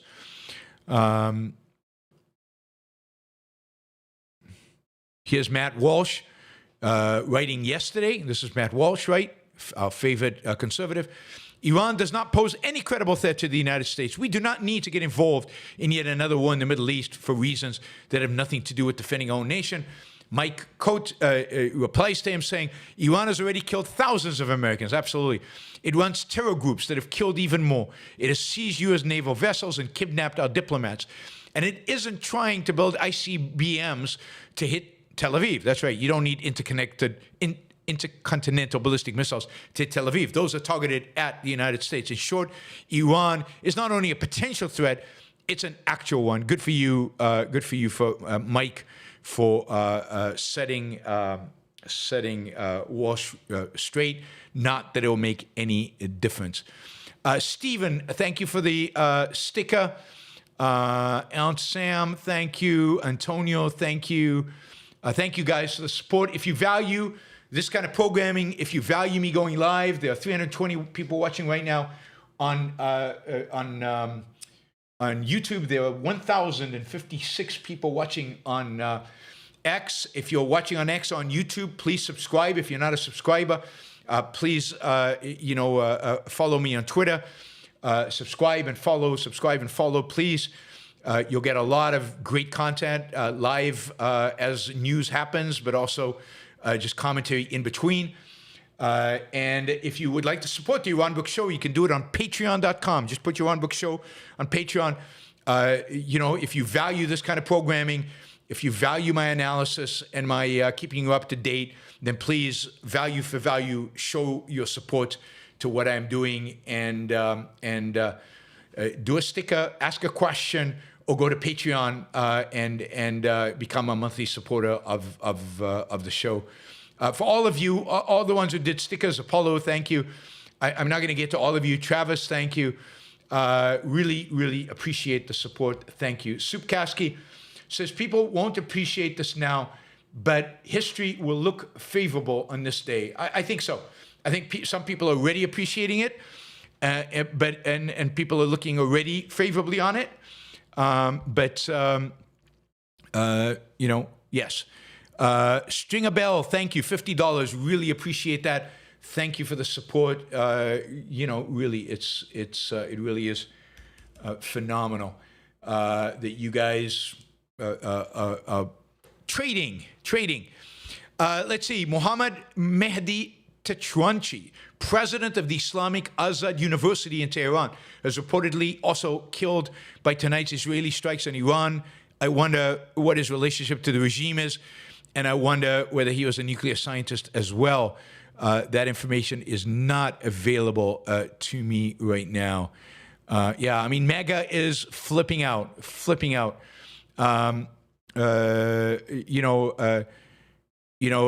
afraid of Russia. Russia's going to intervene. Russia's right there. Some accounts on Twitter are reporting that Iran has started retaliating with ballistic missiles. Again, we will see if that is real within a few minutes. I mean, those reports happened earlier.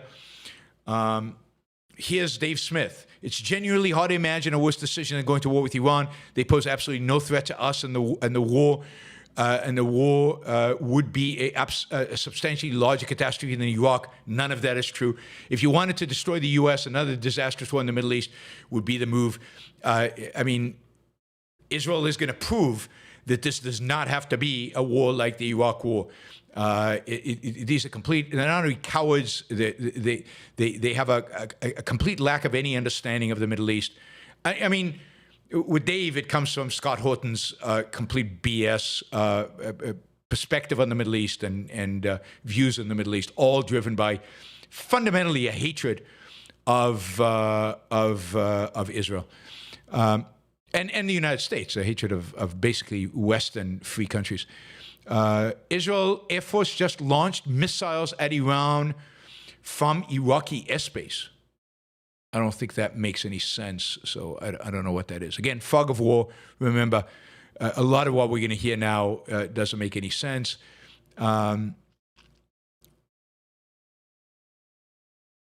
Charlie Cook is telling us that Iran's leadership holds top secret meeting. They're planning an all-out response. Again, fear, be afraid. Possibly that Israeli attacks took out top Israeli official. Well, we know that. You're not giving us anything new here. All right. Let's see. Iran warns Israel against attacking the country's nuclear facilities. Yeah, it's too late already. The guy who warned Israel is already dead. So that didn't go well. That warning did not go well. All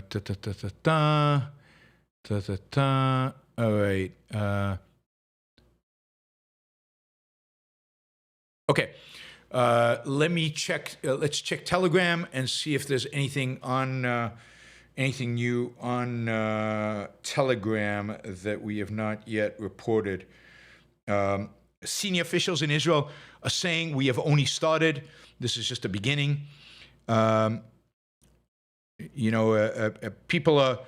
a lot of posts, a lot of encouragement of Israelis to get ready for the counterattack.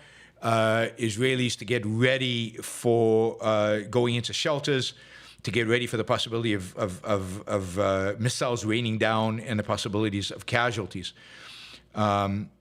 Reports are that Israeli airplanes are flying over Iran as if they're flying over Israel with no barriers.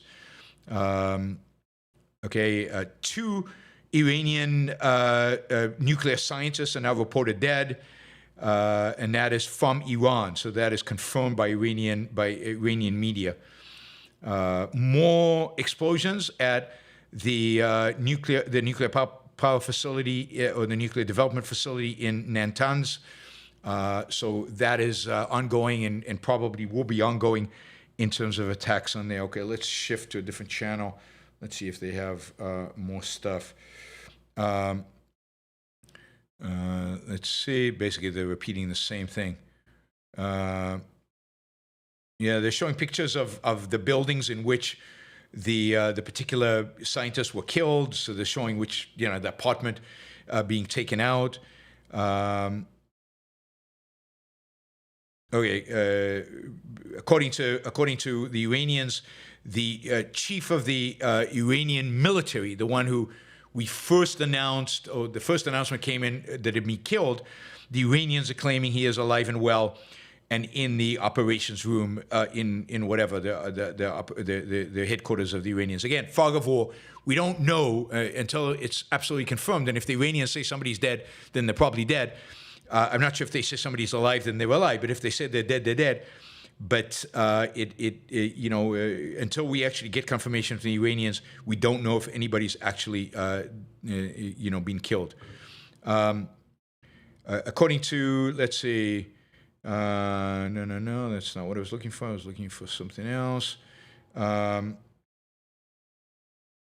Okay, according to Israeli sources, Israel and Trump are 100% coordinated. They're 100% in sync. And this is my point. I think if the first wave of attack, second wave of attack had gone badly, if Israeli airplanes were downed and things were not going well, I think Trump would have distanced himself from this. But now that the operation is successful, leaks are coming out. No, Trump is very happy with this and is completely on board. He will take credit. Defense Minister of Israeli says, we have built capabilities that are really extraordinary, and other militaries, I'm adding, I don't think other militaries have it. The Israeli military is extraordinary, and particularly its Air Force. This is an extraordinary military force. It is people constantly underestimate the capabilities of the Israeli military force. You will see that Israel will succeed in Iran and take few casualties and devastate Iran's nuclear capabilities, military capabilities, at a relatively low, at a low cost of, I think, in Israeli in lives. Let's see. All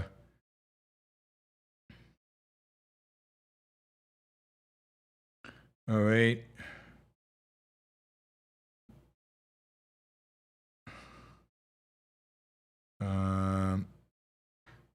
All right. And all right. So Iran's confirming that the people in the Revolutionary Guard are all dead. All right. Amid these strikes, the West Bank, all Palestinian towns are under lockdown until further notice. In the north, IDF says it is mobilizing troops to be ready to defend or attack if needed. So they're still worried about potential of Hezbollah attack. All right, we've got that. Let's see what else we have here. Let's see.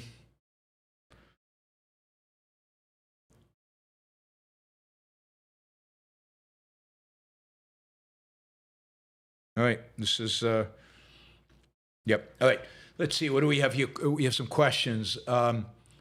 Andy Blank, 1979, the hostages, Beirut bombing, one of the most deadly days for Marines in U.S. history. CIA chief was kidnapped and tortured. You could go on and on and on. Total ignorance to claim we have no stake here. I agree completely. I've already made that list, and you have to add the Cobra Towers. And the many other Americans that were taken, kidnapped in Lebanon and tortured and murdered in the 1980s. Lone Dissenter says, hoping you stream for a long while tonight. I'll basically stream as long as you guys provide. No, I'm streaming for a while. We'll see how this develops. There's no point in me streaming if there's no news. I've done the analysis so many times. Many of you know it by heart. You could probably do it for me. But, I will be here for a while. And, of course, if you support the show and if you'd like me to keep going, one way you could show me that you want me to keep going is to send a sticker, ask a question, keep the funding going, and that'll send a clear message that you want this. You want me to keep talking. Fizzled, Al Jazeera is reporting the two top nuclear scientists in Iran have now obtained 72 virgins. Yes, Iranians have actually confirmed that. So it's not just Al Jazeera. Al Jazeera will actually be a pretty good source here for confirmation of deaths. They have an inside track directly into Iran. They are, after all, a Qatari news source. Let's see. Edson, Netanyahu should deliver a great speech in English. Did you hear him today? No, I did not hear him today. I was doing the show when he was speaking. He has always been very good at delivering a speech in English. It's his most positive trait that Netanyahu has. I'm still not a fan of Netanyahu, even though finally, after 20 years, he's actually followed through on what he has promised us for 20 years. Monolithic Ethos says Dave Smith is a Qatar paid simp, same thing, right? Dave Smith is a Qatar paid simp. I think that's too generous to Dave Smith. I think it's too easy to dismiss him as that. I don't, maybe it's true, maybe it's not. I don't know. I don't think he's paid. I think this is what he really believes. I think, no, this is how grotesque he is. This is how grotesque the anarchist wing of the libertarian movement is. This is how hateful and how anti-Israeli and how anti-American they really are. This is how ignorant they are of world affairs and the way the world works. These are also people who are anti-Ukraine and pro-Russia.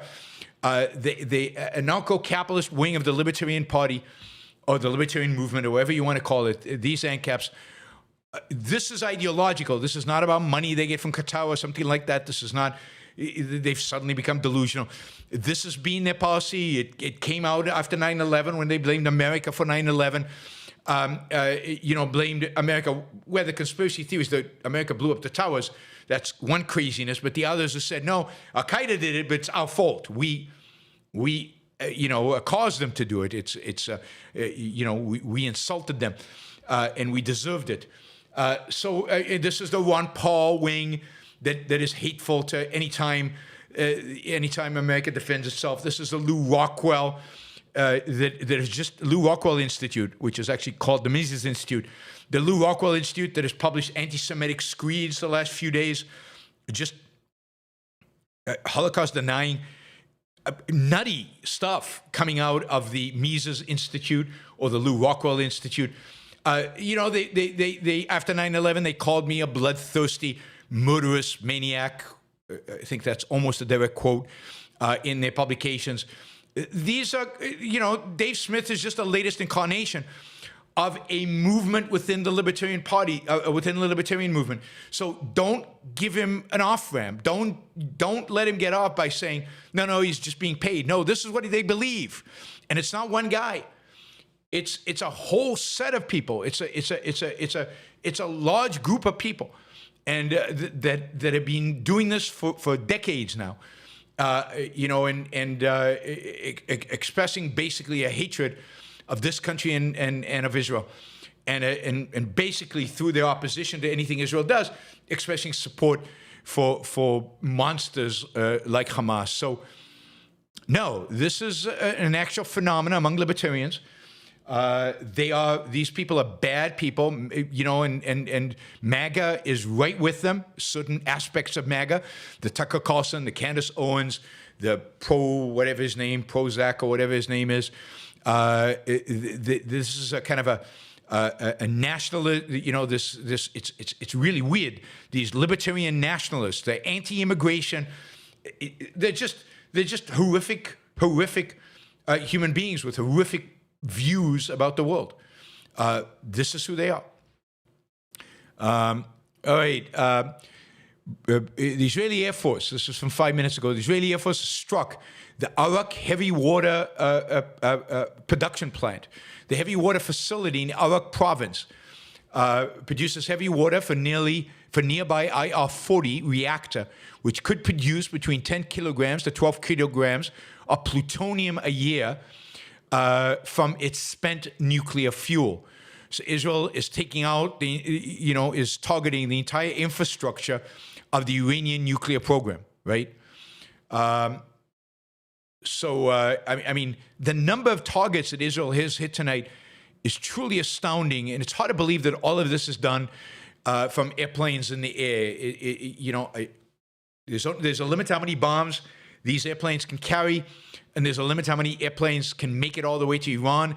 Some of these targets are deep in Iran, in the center of Iran. If you look at a map of the Middle East, I mean, God, let's share this. Why don't we do this? We're going to do this on the fly. I'm going to share with you a quick map that just no, that's that. Where is it? X home. I think it's this. Okay, there we go. All right, there's a map. And then you can see the map. You can see, look how big Iran is. I mean, it's bigger than Iraq, Syria, Jordan, and Israel combined. Israel is tiny. I mean, look at Israel. It's way there on the left of the map. It's a tiny little sliver. Look at the size of Iran. I just want you to get a sense of what we're talking about here, just geographically, a little bit of geography. Israel has to fly over Syria to the north, has to fly north, over Syria, into Iraq, and then hit facilities all the way in the center of Iran. I mean, this is truly astounding, the ability to do this. We're not talking about B-52s or B-2s. We're not talking about long-range strategic bombing. This is being done with F-16s, F-15s, F-35s. This is done with relatively small planes that have to refuel on the way back to Israel. They wouldn't make it back to Israel without refueling somewhere over Iraq or Syria, somewhere in that space. There has to be some refueling. If Iraq or Syria had any kind of air defense systems, they would take. If Turkey wanted to get into a war with Israel now, they could be shooting at Israeli planes from Turkish territory. They're staying out of this. Believe me, they don't want to get involved. They don't want to get in the middle of this. They would be crushed if they were. But look at that map. It's such an astounding map. Just think of the relative sizes that are involved here. I mean, this is truly, it's truly astounding how tiny Israel is relative to actual size of Iraq and just the logistic issue of getting there, offloading the bombs. I mean, Iran also has a population 9 times the size of Israel. Israel has a population of about 10 million. Iran has a population of about 90 million. Pretty astounding. All right, let's see what we have, new here. All right, spokesman of the Iranian Armed Forces, General Shekharachi, has said that Israel and the United States will receive a forceful slap, and Iran's armed forces are prepared and would be retaliating in force soon with counterstrikes. He said a retaliation attack is definite, God willing. Talk is cheap. Additional explosion, Natanz, we said that already. Iranian state media reports outside of Natanz nuclear facility in central Iran, confirming that it was targeted in last night's strikes by Israel. No signs of air defense reacting. Could be the weapons used, especially the air-launched ballistic missiles, or they have hacked their integrated air defense, or both. The later is Israel's speciality. But remember, Israel, also the last attack they did a few months ago, took out most of Iranians' air defense system, particularly the most significant ones. Yesterday, Salami, the chief commander of Iran's Islamic Revolutionary Guard, who is now dead, said, quote, "Our next confrontation with the Israelis will be far more crushing, devastating, and destructive." How's that going for you?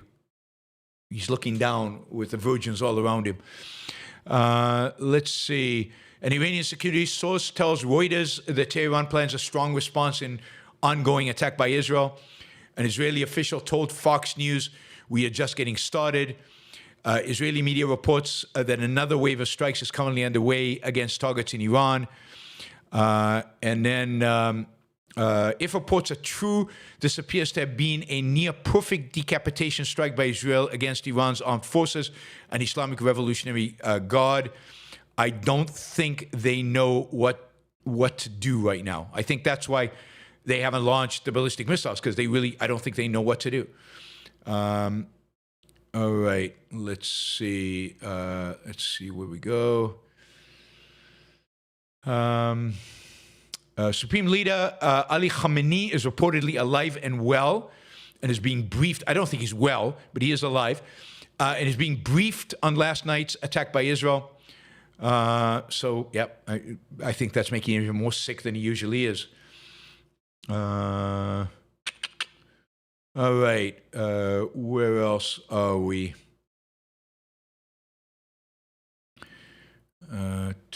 Let's see. Okay, Supkaski says, did LA riots start World War III? Bannon called it. I guess maybe they did. It's happening before our eyes. Leonid, Yaron, thank you for all that you do. We all want you to continue the stream. All right. You know how to get me to continue the stream? It's easy. I'm a greedy capitalist. Show me the love, and the stream will continue. Boz, you want to ask a question? Super chat is open. I really don't have time to read the chat and read Telegram and read Twitter and think about what I'm going to say next. So I'm not reading the chat. I'm not looking at the chat. You want to ask questions, the super chat is the way to do it. According to the Israeli military, across all Israel's fronts, security assessments are being determined. On April 12th, by the way, that is exactly 2 months ago, Trump publicly gave the Islamic Republic 60 days to seriously come to the table on dismantling their nuclear program or face military consequences. Today was day 61.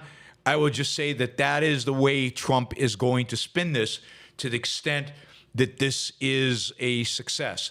That is, Trump will say, I told you so. I warned them. They didn't listen. I warned them. I negotiated. I tried. The Iranian military is referring to God and praising God, hoping that he will come to their assistance. Let's see.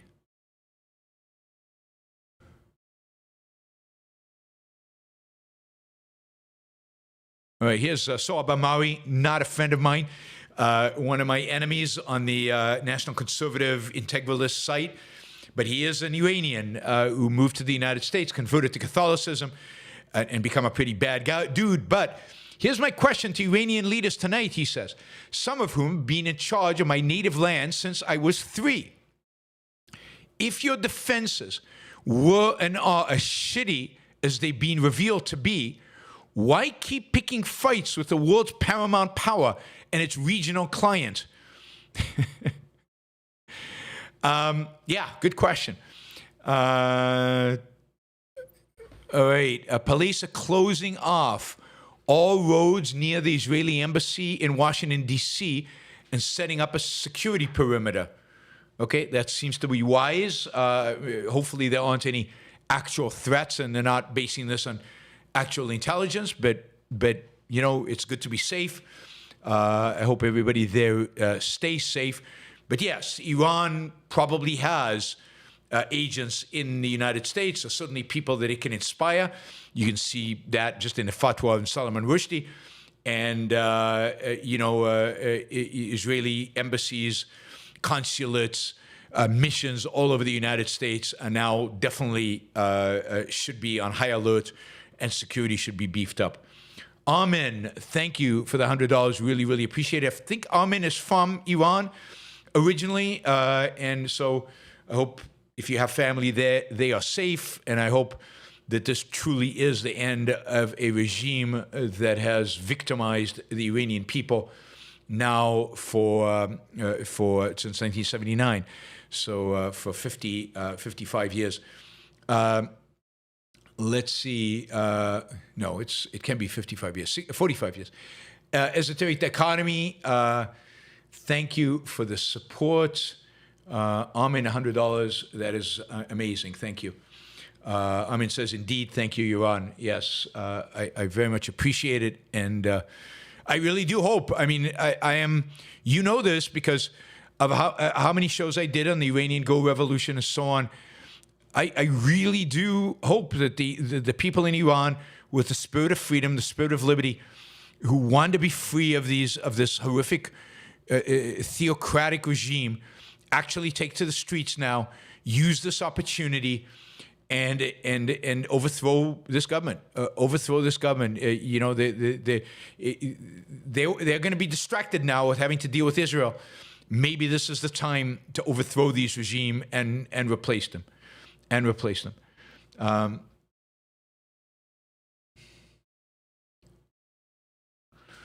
All right. Again, more fires in Tehran.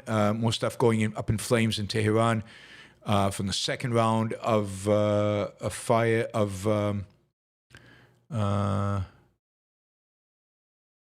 Let's see. All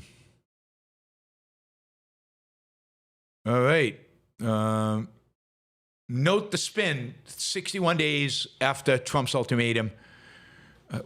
Why am I getting these? I mean, I'm getting weird stuff on X. Maybe it's the time of night. Really? This is what you're sending me? God. All right. Yeah, I like this one. This is a tweet by Beryl Solomon. Don't know who Beryl Solomon is. He does not follow me. Everyone thinks America's fighting Israel's war. It's the other way around. It certainly is. It is the other way around. All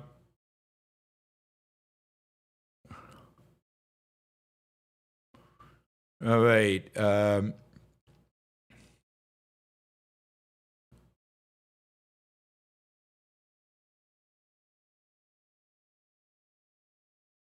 Let's see, where are we? I mean, they're showing pictures of how precise Israel's strikes are. And we know this. We know this from a long time ago. We certainly know this from what they did with Hezbollah. But we're seeing bombs taking out just an apartment in a residential building. Apartment's still intact. The other apartments are untouched. Maybe the apartment below is damaged, but the apartment is taken out, and whoever was in there, believe me, is dead. They did not survive that, but only that apartment. It's pretty amazing the technological advancement that Israel now has, and what it is capable of doing. Jeremy just did 10 gift memberships. Thank you, Jeremy. Really, really appreciate that. All of you who got the memberships, I used to thank Jeremy for that. There will be a members only show soon. All right, let's see. Not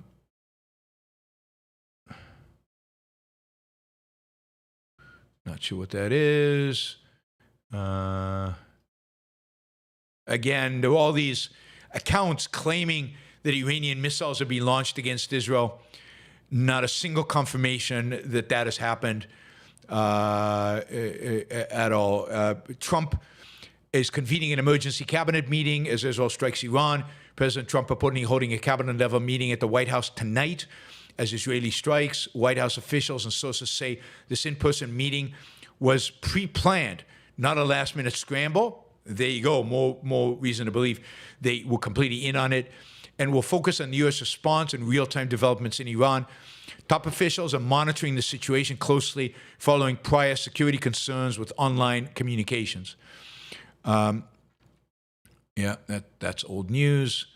That's all old news. Let's see if we can get any new news. Don't give me this crap. Yeah.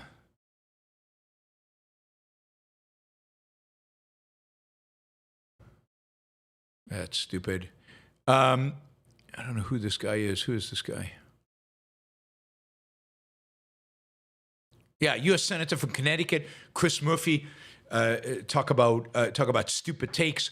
Israel's attack on Iran, clearly intended to scuttle the Trump administration's negotiation with Tehran, is further evidence of how little respect world powers, including our own allies, have for President Trump. You're being played, guy. Let's see what else we have here. The operation, by the way, has been named Strength of a Lion. Here's a little reminder that our friend Jeffrey Sachs, enemy of the United States, Israel, and any rational human being, is famously told Tucker, a war with Iran would be World War III, prepare to go underground. Iran is not alone and will. If we go to war with Iran, we make nuclear war all over, more likely. So far, Netanyahu has engaged the United States in 6 disastrous wars, and he's about to engage us in yet another one. Prepare for World War III, bunkers ready, hopefully, and you know where to run to and where to hide. I see some of the nutcases are showing up. It took you a while. It took you a while to show up, but they are here making fun of my accent. There we go. Complete nutcases. Let's see. Yeah, Dave Smith again. I don't know if it will be enough, but it's great to see so many influential voices on the right opposing war with Iran. If nothing else, this is a great moment to see who is an Israeli first warmonger and who is an American patriot. You talk about American patriot. Dave Smith is nothing like an American patriot. Let's see. Yeah, I mean, it really does look like there's nothing new. They're still showing the same videos of Iranian planes launching. Yeah, I don't actually believe those videos. They're showing ballistic missiles launching. It's from the last time they launched ballistic missiles, not this time. Yeah.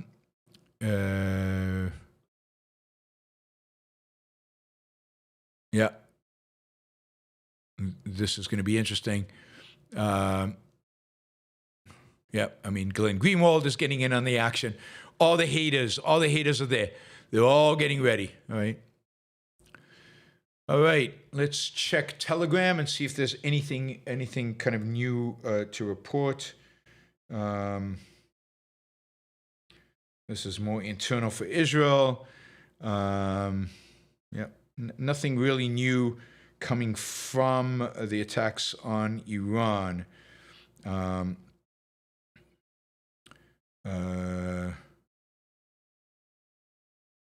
One of the leaders of more casualties. The Iranians are announcing more casualties at leadership positions within the Iranian regime.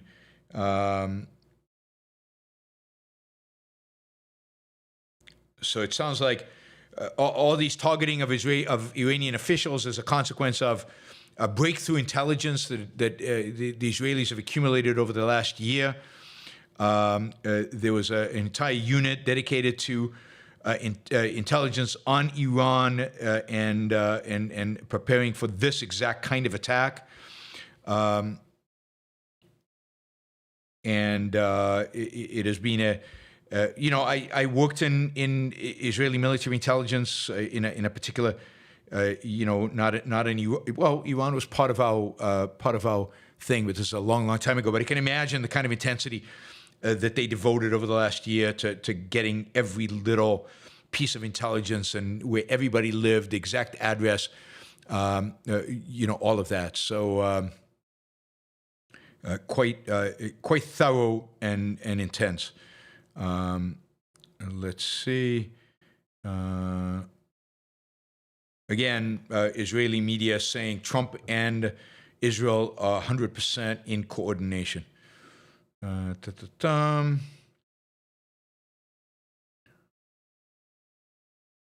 All right. Yeah, there's nothing really new coming out. But Israel is repeatedly saying this is just the beginning. They expect this to be a multi-day operation. Let's see.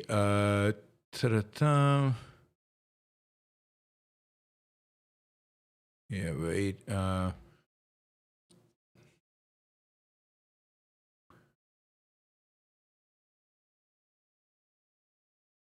Let's see, where are we? Yeah, you can tell even from the news.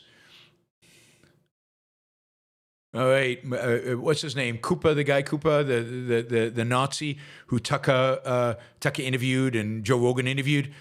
This is what he had to write tonight. Yes, we should commence airstrikes on Tel Aviv immediately. This is after Charlie Cook asked the question, should the U.S. get involved in Israel's war against Iran? And Martin Maid says, yes, we should bomb Tel Aviv. So there you go. Let's see. Anything else? There's nuclear facilities. We met with let's see what Tehran does.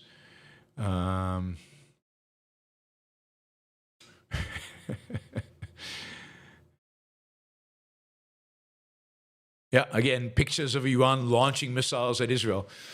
We've been seeing it all night, and yet they haven't launched anything. They keep showing pictures to pretend.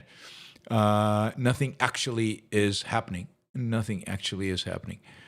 I mean, I'm not saying they won't launch. They will launch, but they haven't launched yet. They're still trying to figure out where the hell they are and whether Israel's finished or not. Let's see.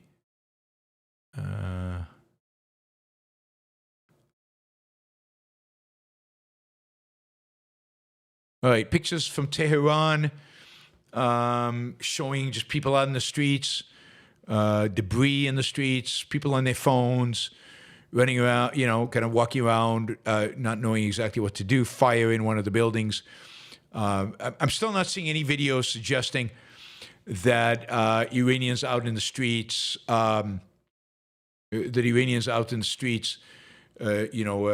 getting ready to go after their regime. That would be amazing, but haven't seen any evidence of that yet, other than the one report from somebody who said they had a source inside. There we go. Alex Jones says, as you'd expect, military war planners warn strike on Iran could trigger global financial collapse and even nuclear war. Yeah. When will anybody call these idiots on their false predictions, on the fact that they are wrong constantly? I was wrong about this attack. I didn't think it would happen, but usually I'm right. Let's see if there is anything else. All right, the next few hours are going to be interesting. They're going to be interesting to see what the American response actually is and what Trump actually decides, to say, and how he's going to position himself. Again, I think having some deniability is what Trump wants.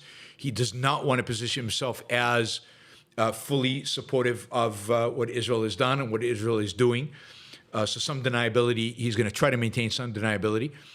I do expect the Iranians to launch against Israel. I think at that point, I do expect the United States to assist Israel in bringing down the drones and the ballistic missiles and the cruise missiles that they might target Israel with. At this point, the Iranian regime is in a corner. They have no choice. There's no way out for them. That doesn't mean their complete collapse. They can't say, whoops, okay, we promise never to develop nukes again. That would be surrender, and I don't think they're capable of that, certainly not yet. Israel will continue attacking, will continue taking out both regime leaders, although I'm sure those have all gone into deep, deep bunkers. But Israel has shown the capabilities of taking out very deep bunkers and much else. So again, it's going on. It's going to be interesting.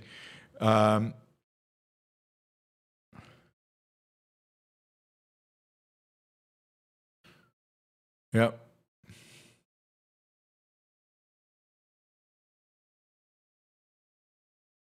It's going to, so Iran will have to retaliate, but they will fail. Could there be casualties in Israel? They could. I mean, some of these, particularly if the United States doesn't assist Israel in downing these missiles, there certainly could be casualties in Israel. Some of these bombs, some of these missiles could drop and could hit targets in Israel. But I think at the end of the day, they're not going to hit anything strategic. They don't have the capabilities. Israel air defense systems are really, really, really good. Iranian planes are not flying to Israel to bomb Israel. Those planes would not reach anywhere close to Israel. They'd be destroyed way before they got there, and so on. What is going on in the chat? Are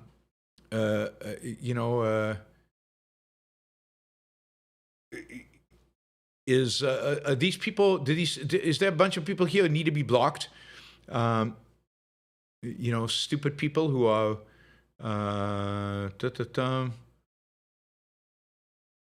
Yeah, let me know. Let me know if there's anybody you think should be blocked, because it does look, it does look a little insane out there. All right, let's do this. We can do that.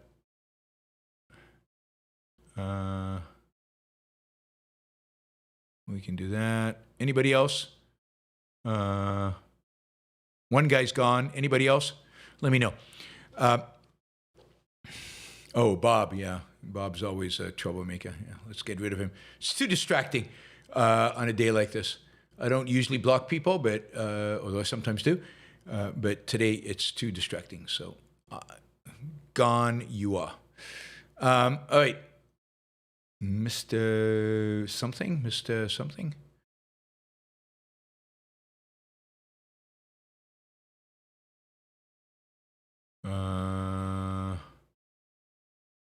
So he just says, why do people have to announce their citizenship and becoming U.S. citizens, but Israelis are exempt from that? That's just not true.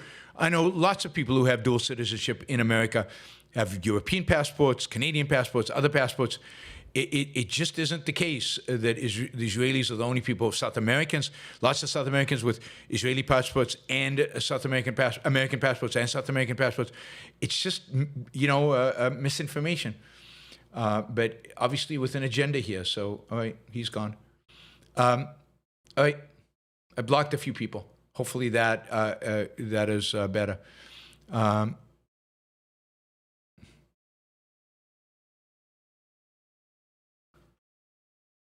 All right, yeah, ask questions. We don't have any. Will Russia help Iran? I've commented this a couple of times now. No, it will not. Russia will not help Iran. Russia has too much to lose by helping Iran. I mean, it might help Iran by sending them weapons and by sending them and by diplomatically calling the Security Council and by doing things like that. But Russia will not send troops. It will not send missiles. It will not attack Israel. Partially because Israel can handle much of what Russia can send its way, and Russia doesn't want to be made to look bad. Israel is in a far, far better position than Ukraine is to deal with Russia, but also because Russia's afraid of getting tangled with the United States. Russia does not want a war with the U.S. It doesn't want some accident to happen where the U.S. is pissed off at them. And there's, the strategic interest of Russia. Yeah, they'd like the Iranians to stick around. But it is not anywhere as crucial. I mean, they did nothing to save Armenia, which was a Russian ally that was taken over by Azerbaijan, and they did nothing to help them. They've done nothing in the world out there to project force and to project their interests, and they're certainly not going to do it today. I mean, what you're seeing right now, in addition to everything else, is the complete collapse of any claim the Iranians are going to have or have ever had to any kind of ability, to dominate the Middle East. I mean, think about what has happened over the last 2 years, really since October 7th, Iran. Iran, on October 7th, on October 6th, had an ally in Hamas that had thousands of missiles that could target Israeli towns and cities. 40,000 fighters who could attack Israel, and indeed did on October 7th. Iran had basically controlled Lebanon through Hezbollah. Hezbollah was the dominant force in Lebanon. It controlled Lebanon. Iran controlled Lebanon through Hezbollah. Hezbollah had 140,000 missiles targeted at Israel. If Israel ever attacked Iran, Iran could rely on Hezbollah to basically launch a massive barrage of missiles towards Israel and destroy it. With Hezbollah, Iran also had complete control of Syria. The Syrian regime was a puppet regime of Iran. Iran had literally Republican Revolutionary Guards on the ground in Iran, close to the Israeli border. Iran was, and of course, Iran was the dominant player in Iraq, and it had multiple militias in Iraq that were attacking American bases, and again had the potential to attack Israel through Syria. And of course, they had the Houthis in Yemen. And basically, Hamas is destroyed as a force. Hamas might still be a force within Gaza against the Palestinian people, but it is not a threatening force to Israel. Hezbollah has basically been neutered. It's been eviscerated. Its leadership eviscerated. Tens of thousands of stockpiled weapons have been destroyed. Its capacity to invade Israel on the northern border has disappeared. It might be able to still launch a missile here, a missile there towards Israel, but its vast capacity to completely devastate and overwhelm Israeli defenses has gone. Israel has taken that out. In the meantime, the Syrian regime has fallen. While the new regime in Damascus is no friend of Israel, it is also no friend of Iran. It is a Sunni regime dedicated that is hated, that hates Shiites and has set out to kill and eradicate the allies of Iran in Syria, even in Iraq. Iran's influence is waning. And then if you look, the only people left to them are the Houthis. The Houthis can send one ballistic missile a day at most towards Israel, but that's it. And that missile, 95% of the time or 99% of the time is shot out of the air with no casualties. That is it. So basically Iran over the last 2 years has been, its strategic capabilities have been devastated. And with the attacks that Israel committed against Iran last year, and then with the attack tonight, it's finished. The Iranian regime is finished. It has no credibility. It has no strategic forces in the Middle East. It is completely naked before an Israeli attack. It could do nothing. We're not even talking about the United States. Imagine if the U.S. Air Force was participating. Imagine if you had B-52s or B-2s dropping 35,000-pound bombs on Iranian nuclear facilities. I mean, it's a joke. In other words, Iran is a nothing. It's a nothing. It's a nothing that almost got a nuclear bomb. And what the attack today does, and I think does it in the next few days will do, and thoroughly, is eliminate that possibility. Eliminate the possibility that Iran can develop a nuclear bomb. Eliminate the possibility that a weak Iran, an Iran that has become a nothing, basically an insignificant player in the Middle East right now, will remain an insignificant player in the Middle East. Again, the most optimistic assumptions would be that a new regime rises in Iran that is friendly to the West and is secular. But if that doesn't happen, it's still true that this regime is completely neutered. They're going to be basically eviscerated. They are impotent to do anything. By the way, breaking news: Israel launches a fourth wave. Fourth wave. These pilots must be tired of airstrikes, and imagine the guys flying the refueling airplanes. Fourth wave of airstrikes against Iran. They're hitting targets in Tehran, Maghreb, Urmia, and Ahwaz. I don't know what they're hitting over there, but this is who they are. Israel is basically taken out Iranian capability. What Israel has done in the last 2 years, sadly, as a consequence of October 7th, October 7th had to happen for all of this to happen. But the reality is that what Israel's done is it's completely changed the strategic alliance in the Middle East. Iran has been eviscerated, has been neutered, has been marginalized. It is finished. Iran as a threat is finished. The Saudis right now, I can tell you, MBS right now is so happy. The people in the United Arab Emirates and Dubai, they are so happy. They are thanking Allah for the Israelis. The likelihood that Saudi Arabia signs a peace deal with Israel has just shot through the roof. That will happen. Probably not immediately. They won't want to be seen as that supportive. But within a year, I would not be surprised. And again, something Donald Trump will take credit for, if the Saudis sign a peace deal with Israel. The Sunni world, particularly the Sunni world that is trying to become more pro-Western, more moderate, is celebrating right now. I mean, Turkey's not happy because Turkey was using Iran to as an offset against Israeli power, and to try to help it establish itself as a leading force in the Middle East.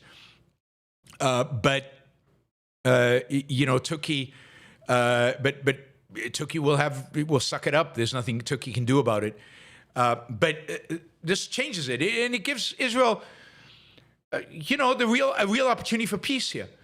A real opportunity for quiet, a real opportunity also for the Palestinians will lose all their basically Middle Eastern supporters, their main supporters from Iran, their secondary supporters from Qatar. There's a good chance they lose those. And what they left is the support of Saudi Arabia. And Saudi Arabia, in a deal with Israel, will find a solution that, again, neuters the Palestinians' threat to Israel.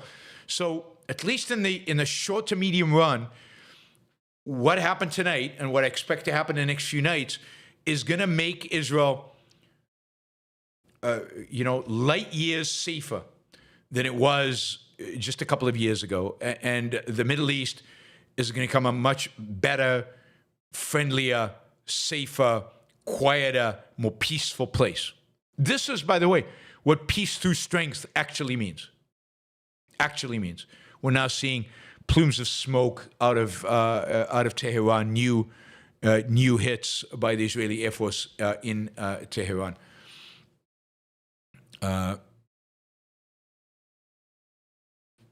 So it's going to be interesting. All right, let me thank a few people. I saw this. Max did $50. Thank you, Max. I really appreciate that. ASA, thank you for the sticker. Gary Menard, thank you for the sticker. Really, really appreciate that. Jamie, his first super chat contribution, 50 Canadian dollars. Really, really appreciate it, Jamie. Thank you and welcome. And don't forget, if you're not a subscriber to the Yaron Brook Show, please subscribe. Now is the time to subscribe. This is what I do. Breaking news. We get online to give you, I think, the best coverage on the internet for what is going on. I try to draw from reliable sources together with commentary. There are right now 1,427 people. I don't think right now watching on Twitter, but have watched on Twitter, over time. So thank you to all of you. Please follow me on Twitter. Come to YouTube and subscribe. Come to YouTube and do a sticker or ask a super chat question. Let's see. Ron Gavrieli says this is the most beautiful and happy day in years. I agree. I'm worried because I'm worried for the safety of people that I care for, that I love in Israel. My family's still there. I'm worried about you guys, my friends in Israel, people I know in Israel, because there's likelihood will be an attack on Israel, and if it's a lot of missiles and the U.S. doesn't step up, then there's a possibility of casualties, and that always worries me. But at the same time, with that worry, this was necessary. This is ultimately good. This is what has been necessary for a couple of decades now, really for 40 years. It's finally happened. It's a new Middle East. Within a few days, we are facing a completely new Middle East. There's no World War III.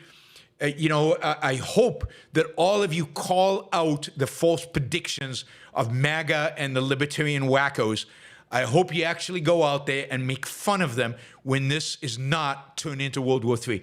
This should be a moment where they are completely and thoroughly and systematically and consistently discredited because they don't deserve the attention that they get. Sadly, they get a lot of attention. And they know nothing. You know, people like Dave Smith are completely and utter ignorant of world politics, of liberty, of freedom, of what it means, and certainly of the Middle East. They know nothing. Zero zilch. And they get a lot of credibility out there in the world. And, you know, do everything that you can to discredit these bastards. Go after them for their false predictions. Let the world know how dumb and ignorant and fake and fear-mongering and stupid they really are. Claudia, thank you. $50. I really, really appreciate it from Claudia. Nick, thank you for the sticker. Roberto from Brazil. Thank you, Roberto. 100 Brazilian real. Just to say that you are the best commentator I know about a bunch of things. Thank you. Unbeatable when it concerns to Trump and Netanyahu. Let's see if we can bring you to Porto Alegre again. You know me. I am a sucker for Brazil. Invite me anywhere in Brazil, and I'm on a plane, and I will come. So if at all possible, I am always happy to come to Brazil. So let's make it happen. Let's make it happen. Let's see. Benjamin, thank you for covering these breaking news to this extent. My pleasure. Let's see.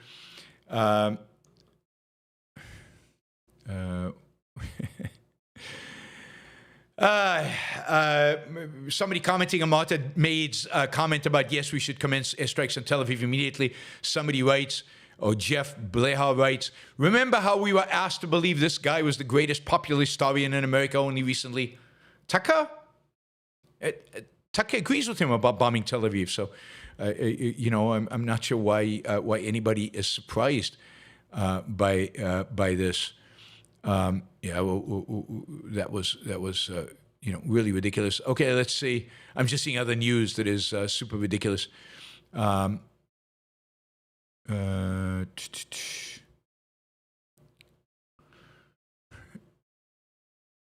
Yeah, I'm not sure what that's about. Let's see. Michael Bennett says, today I am a Jew. Well, how about today I'm an Israeli? I think that's better because some Jews, not worth affiliating with them. And so many of them these days are anti-Israel. Today I'm an Israeli. How about that? Today we're all Israelis. I think that is a good message to send out there right now. Today I'm an Israeli. Alex, thank you for the support. Really, really appreciate that. Jackson Fours, whoa, Yaron Brook at night. America should stand behind Israel and give it everything it needs now. Israel acting as the vanguard of Western civilization tonight. Thank you. Absolutely. You put it perfectly, Jackson. Israel is fighting America's war. Israel is fighting the West's war. I mean, the reality is that if people understood what was happening, then there would be a massive sigh of relief right now in Germany, in France, and the UK. Israel is cutting off the head of the Islamist snake. It's cutting off the head of the Islamist snake. That snake that seeks to devour Germany and Belgium and France and Spain and the United Kingdom. Its head is just being cut off. Now, a new head might grow, but it'll be smaller and weaker. And this was a head that was going to develop a nuclear weapon and place the West and be able to blackmail the West for anything. What has happened tonight is historic. And it is the beginning of the end, I hope, this is a big prediction, of the Islamist moments, the Islamist prospects of victory over the West. Because if little Israel, I showed you the map, tiny little Israel, could take on a behemoth called Iran, then, maybe this Islamist stuff is not that efficacious is not going to be that successful, is not that worthwhile. So thank you, Jackson. Perfectly said. Israel is the vanguard of Western civilization. I like that. Supkaski, I am dancing and I am singing in my room. Good for you. Neo, Greta on the way to Iran? No. Greta has been kidnapped once. She does not want to be kidnapped again. She is done with the kidnapping gigs. Greta's not doing that. Oscar, does this change your opinion on Netanyahu? Well, I mean, yes and no. I still assess everything he's done over the last 20 years as bad. I still assess his leadership as destructive. I still hold him responsible for October 7th. I hold him responsible for Hamas getting as strong as they did. I hold him responsible for Hezbollah getting as strong as they did. All of that was in his watch. But look, what was done primarily Hezbollah in Lebanon, and what has been done now to the Iranians, at least based on initial reports, we'll see how this all plays out, shows a significant leadership. Now, most of the credit, I'm going to give most of the credit to the Israeli military establishment. I think they deserve it. I think this is phenomenal. They have given Netanyahu a tool, superior intelligence, amazing weapon systems, but primarily phenomenal intelligence, amazing training, and all of that, to be able to pull this off. So they get the credit for this. But yeah, Netanyahu has improved, in my view, by a notch. He had the balls to do this. I didn't think he had. It's taking him 20 years to get there. It's taken him being put in a corner politically within Israel. It's taken the imminent development of nuclear weapons by Iranians to actually trigger this. But whatever it took, he did it. Would any Israeli leader have done it? I believe the answer is yes. I believe anybody in Netanyahu's position, if the intelligence is correct, anybody in Netanyahu's position would have done this tonight. But he was the one who did it, so he has to get credit for the fact that he did it. So a little notch up, but it doesn't wipe out the history, and it doesn't change my opinion that he has to go. Apollo Zeus, thank you for the support. Observateur Persh, thank you. Really appreciate $50 a sticker. Really appreciate that. Gary Menard, thank you for the sticker. All right, Ty Woods, $50. Thank you. Seems like a great night to post for the first time. Thanks for a great show. Well, thank you. Thank you for the support. I really, really appreciate it. It does seem like a great night to be hanging out, and we didn't know early in the night that it would that all the news would be as positive as it has been so far. Let's hope it stays this way. Let me see. This is again breaking news. Both the United States and the UK appear to be evacuating military aircraft from Al Udeid Air Base in Qatar. That's pretty funny, if that's true. That is funny and despicable at the same time. I mean, this is their forward base in the Middle East. This is the most important Air Force base in the entire region for the Americans, and they're evacuating it? Anyway, with 3 RC-135s, 2 with the U.S. Air Force and 1 with the Royal Air Force having departed from the base heading west over Saudi Arabia. Okay, that doesn't mean they're evacuating planes. They have a lot more than that, I think, at the air base. So, I mean, I assume they are well protected in terms of air defenses at the air base, and the airplanes could be in the air knocking down drones or knocking down anything that the Iranians might send in that direction. But I don't know. I don't know what this is. But, I mean, there's a sadness to today in a sense that the United States is not leading this operation. I mean, I think the fact that the United States is not at the lead in this is emboldens the Chinese, who, by the way, just sent 2 aircraft carriers for the first time into the Pacific. This is the first time ever. Imagine if the U.S. was participating. There was absolutely no question that China would be second-guessing what they're doing. A military base in the city of Elam, west of Tehran. Iranian sources claim that Israel appears to be currently attacking targets whose destruction would allow it freedom of action for deeper attacks. This means, and I think this is right, that some of the attacks are preparatory tracks aimed at paralyzing certain systems in preparation for another wave of attacks. We already have 4 today. At some point, Israel Air Force will have to rest, but they will continue to do this, for the next few days, I expect. Dave Smith again, if America gets dragged into the war, oh no, we did that. Israel, it's all Israel's fault. Israel are the bad guys. Israel always evil. It's the Jews. At the end of the day, it has to be the Jews, right?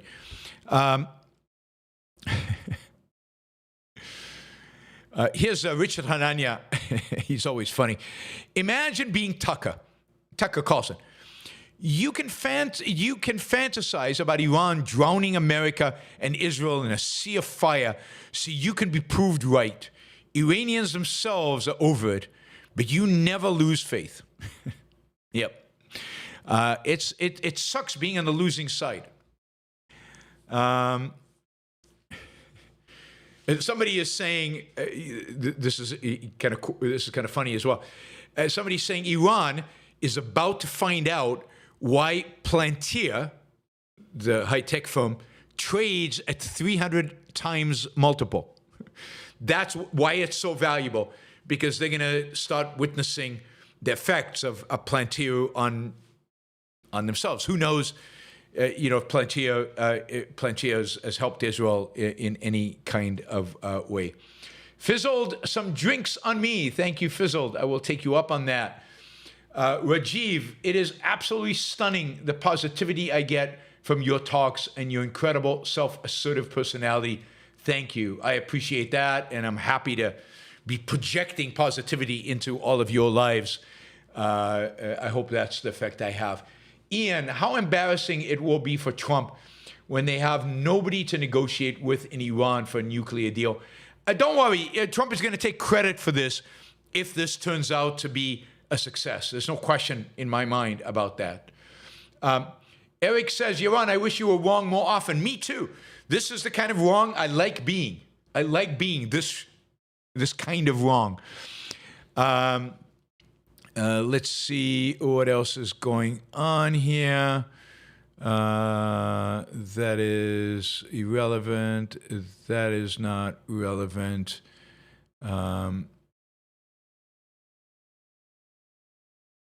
Interesting. There's a claim here that Israel is striking Iran with submarines, which is quite possible. Israel has submarines that can launch missiles. Tehran has been hit, sirens across Israel. There are no sirens across Israel in terms of... I don't know that submarines have been used. There's no verification that submarines have been used. And everything so far seems like it's airplane launched. That news about a swarm of drones coming from Israel doesn't seem to be true. Israel has not yet used ballistic missiles. Israel has ballistic missiles. Israel has medium and long-range ballistic missiles that could easily reach Iran. It has never used ballistic missiles. As far as I know, Israel has never used a ballistic missile. It would be interesting. All right, there's a ton of Tehran propaganda showing drones and ballistic missiles ready for launch. We're going to get them. 6 minutes ago, Iran now confirms that the chief of staff of the armed forces of the Islamic Republic of Iran was killed tonight by Israel. He was the number 2 in Iran after Ayatollah Khamenei. So yes, Israel has basically decapitated the entire leadership of the Iranian, the leadership of the Iranian military. This is stunning, their ability to do this. You would think that the Iranians would be smarter than leaving these people vulnerable to such an attack after what happened in Beirut. But Israel has basically taken out the senior leadership of the Iranian Revolutionary Guard and of the Iranian military. And this is huge. This is a guy who just an hour ago, I think I was reporting that Iranian media was saying was alive and well and in the bunker organizing the response. No, now Iran is saying he is dead. IRGC commander Salami, the guy who's already dead, we know he's dead, a few days ago saying, and this is how, this is how Trump's weakness with regard, for example, to the Houthis emboldened Iran and maybe led them to the decision to go and start building the weapon that Israel claims that they were building. This is the commander, this is him a few days ago. The enemy, the U.S., couldn't handle Yemen. What makes it think it could defeat Iran? They could not withstand the passionate youth of Yemen, and they were crushed. That's right. But he's not dealing with the United States of America. He's dealing with Israel. A different military, a different strategy, a different level of intelligence integration, a different level of commitment.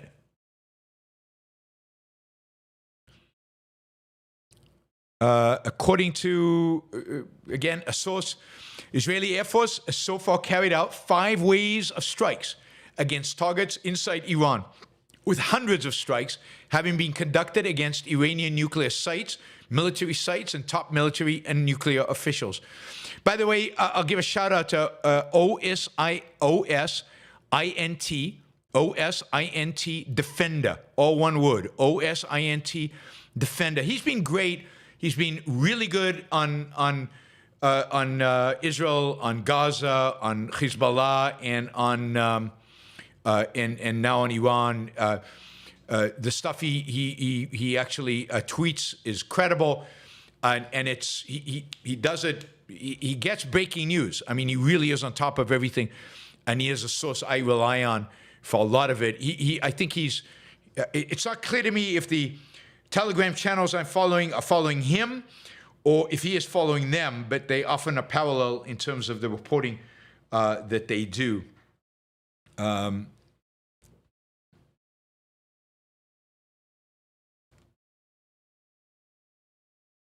right, so this is what a senior Israeli military official is saying on television right now. He's saying there is a price to pay for Iran not having nuclear weapons.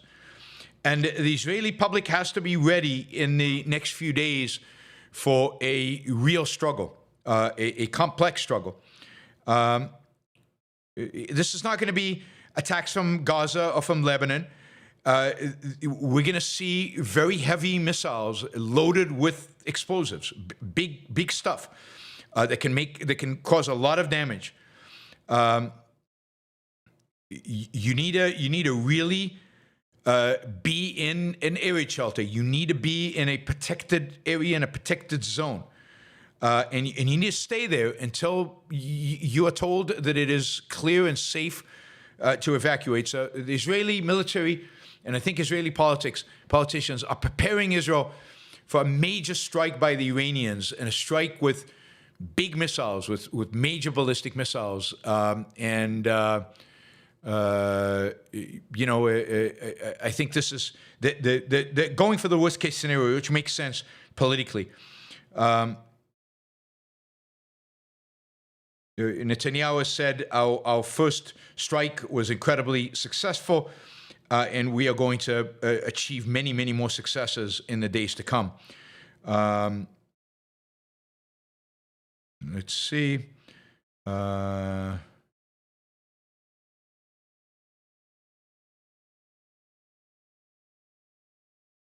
All right, I think we're caught up in terms of that Telegram channel. Let me check some others. Let me check Amit Segel. What does he have to say?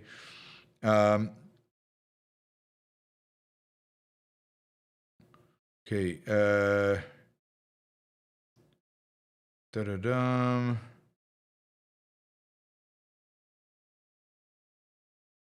All right, nothing really news.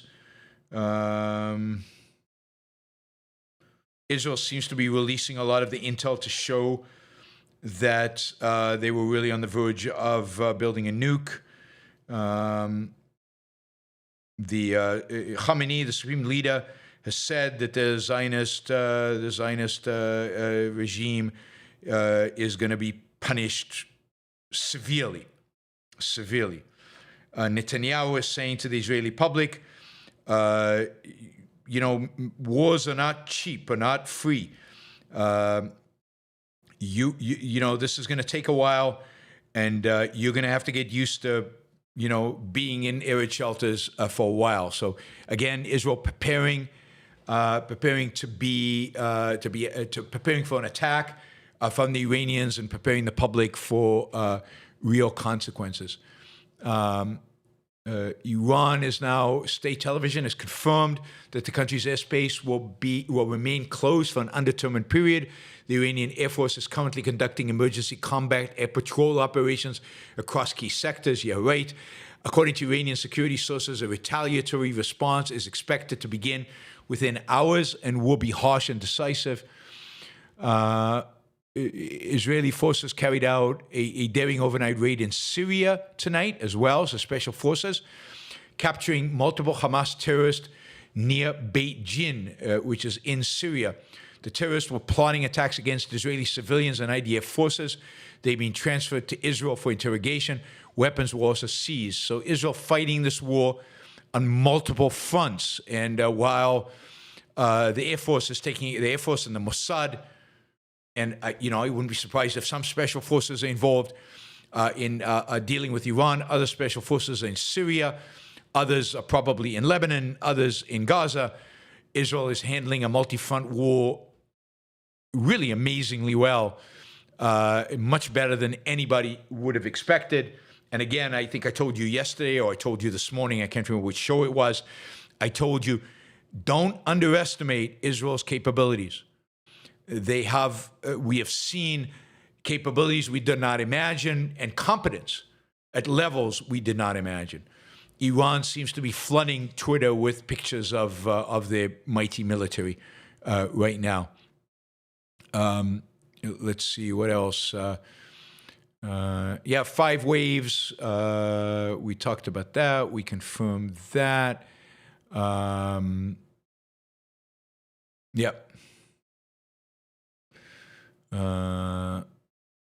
We did that. We've done that.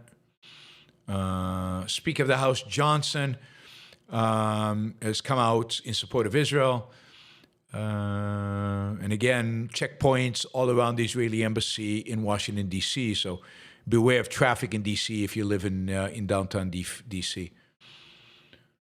All right. I think that is all we have new from there. Let me go back to Telegram, and if this is where we are, I think we'll call it a night and prepare to do more live shows once the attack on Israel actually starts. I might be asleep, but when I wake up, we'll start over. That we covered already. I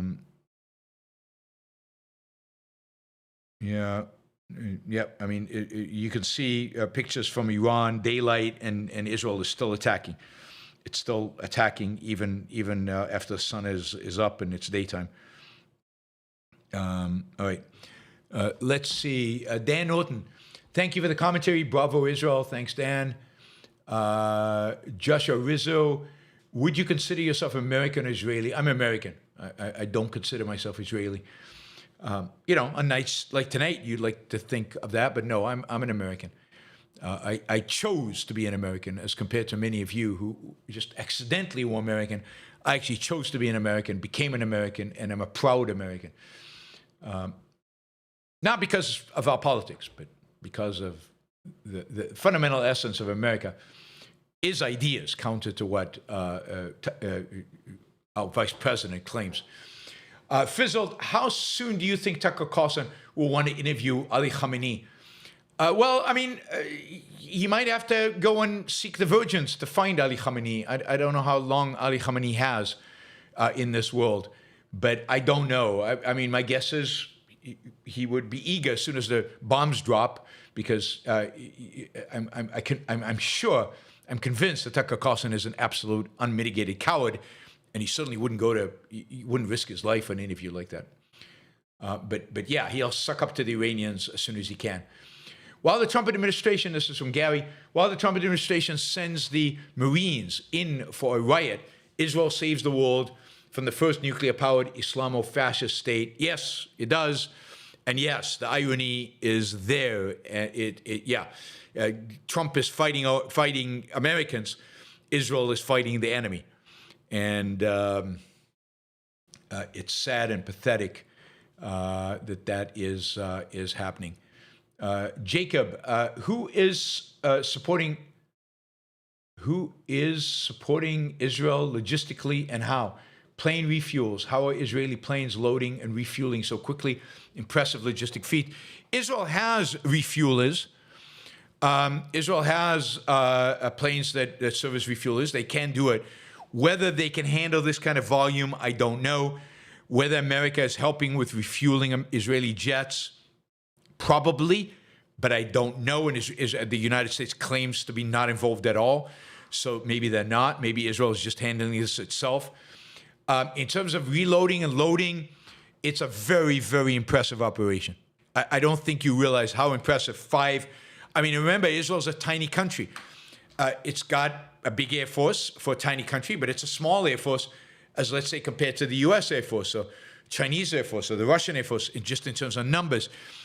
The ability to turn around, the ability to get planes in the air, the ability to get them refueled and rearmed and off to mission, the ability to provide constant real-time intelligence so that they're constantly targeting the right targets, they're constantly targeting the highest value targets when they're shooting hundreds of missiles. It's spectacular. The reality is that since October 7th, the performance of the Israeli military is beyond spectacular. I mean, the Israeli military has proved over the last, almost 2 years, that it is by far the best military in the world. It's not the strongest military in the world. That has to be the United States, but it is the best military in the world. It's motivated. It's smart. It's unbelievably smart. It is strategic. I mean, think about the beeper with Hezbollah. That was planned for years. It took years to implement, just for the right moment to happen, when it could be operationalized and have the biggest impact. I mean, I'm a huge critic of the Israeli military. I served in the Israeli military. I know its flaws. I know the problems. I know the bad things that can happen.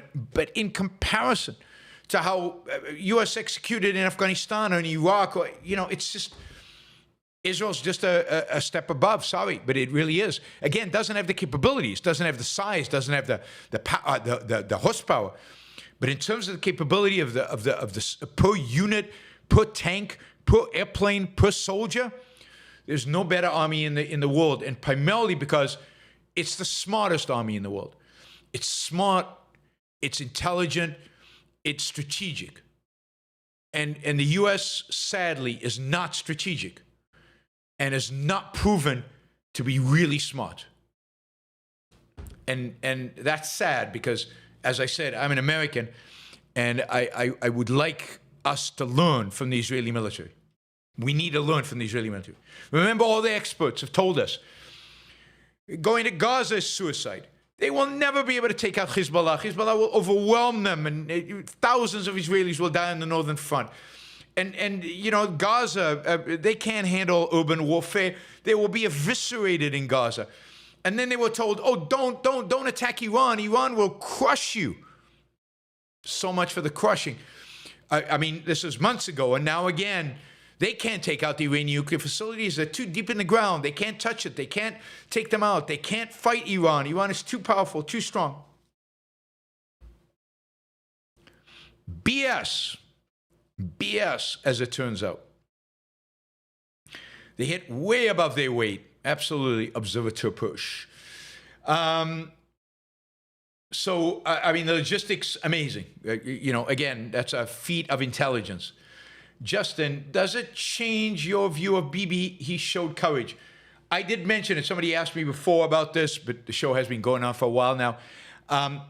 A little bit, yeah. I mean, definitely he's done something good. You have to recognize when somebody does something good. It doesn't wipe out the decades of failure. It doesn't wipe out his responsibility for October 7th. It doesn't wipe out all the bad things he's done, but his performance with Hezbollah and with Iran is impressive. You've got to give him credit. And I think he showed the balls. Now, it could very well be that he had no choice, because it really is true that Iran was on the verge of nukes. It is possible, and then any Israeli prime minister would have done the same thing. Will Chamberlain, I don't know who that is, on Twitter says, "This is Michael Corleone assassinating the heads of the 5 families simultaneously." I mean, yeah, it has that dramatic effect, but Israel's no Michael Corleone. Israel are the good guys. All right. Frank, can't fathom why Iran wasn't more reactive to this. No complaints. Trump's and Netanyahu's, to a lesser extent, pacifism, leftist humanitarian fable will need a rethink. Yeah. Hopefully there will be a rethink. Hopefully people will rethink, because I do think this could set us up. I mean, I'm being overly optimistic here, but this is not typically me. This could set us up for a long period of peace in the Middle East. I mean, is a Syrian Sunni regime now thinking, ooh, yeah, we should go after Israel now. That should be our target. They're thinking, oh my God, let's make sure we're not next. This could be the beginning of a long period of peace. Again, should have been done a long time ago, but it's done now. So far, with no Israeli casualties. Let's hope it stays that way. Let's hope the Iranian response is throttled by Israel with the help of America. Let's hope this, goes away, this is that the Iranian threat is gone, is finished, is stopped. By the way, right now on Twitter, we've got 1.7 thousand people watching this video. So thank you guys for watching. Please follow me on Twitter. Please come to YouTube and subscribe to my channel. Please considering supporting my show financially on Patreon, patreon.com. It would be great if some of you may be discovering my show right now. I see some people going on Patreon and subscribing and supporting the show financially. Please consider doing that. Just put Yaron Brook Show on Patreon and you will find it. Fizz says, Will Chamberlain is a Yoram Chazoni national conservative. Yeah, I mean,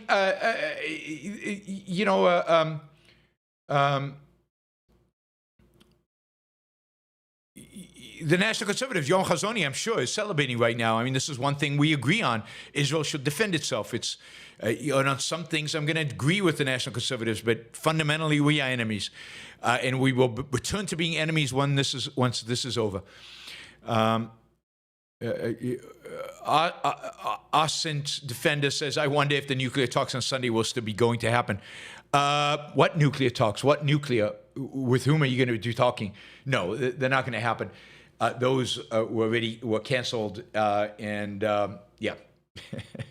there really is nothing to talk about. All right. Reminder, follow me on Twitter, subscribe to my YouTube channel, and go to Patreon and become a subscriber. That would be great. That would be really, really fantastic if we get a boost to subscriptions and to financial supporters this evening. Again, if you like this kind of programming, we are 100% funded by listeners. This show is funded by listening like you, nobody else. And I appreciate all contributions from $1 to 1,000 a month, whatever you find reasonable, and whatever you can afford and think is reasonable. I appreciate it all. So please consider doing a super chat sticker right here, or going to Patreon and making a contribution on Patreon. In the meantime, please subscribe and become a subscriber on YouTube. I see we've added, a few subscribers. I'd like to see more. We've added over 20. It would be great if we're only 437 subscribers away from 40,000 subscribers. Could we do it tonight? With all those people from Twitter, if they go over to YouTube and subscribe to my channel, we could make that number. I doubt that it will happen, but it's always possible. It could happen. Don't say never. Never say never. Right? All right. What else? Jacob says, from who can the U.S. learn more? Ukraine or Israel? Seems like two very different styles of war. Air superiority, Israel versus drone and land stalemate. Look. Israel is, again, is the most qualified military in the world. If Israel was fighting what Ukraine is fighting, they would control the airspace. They would take out the Russians. And if you control the airspace, you don't have to do all the little drones and all the trench warfare. You can actually take them out, on scope and in size. Controlling the airspace, the reason Russia can't win and the reason Ukraine hasn't been able to win is because neither one of them controls the airspace. If either one of them could fly airplanes, MiGs, F-16s freely in the war zone, they would win the war. But they can't. And that's because Ukraine doesn't have the technology.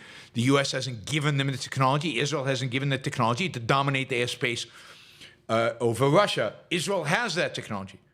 Israel can actually do it. If you want to actually prepare for war with China or with Russia, study Israel and study their Air Force, study their tactics, and also study the way, definitely study the way that that Ukraine uses drones and has been able to produce drones very, very cheaply. You'll benefit from that as well. But again, Israel is the most sophisticated military in the world today. Let's see. Ripnods.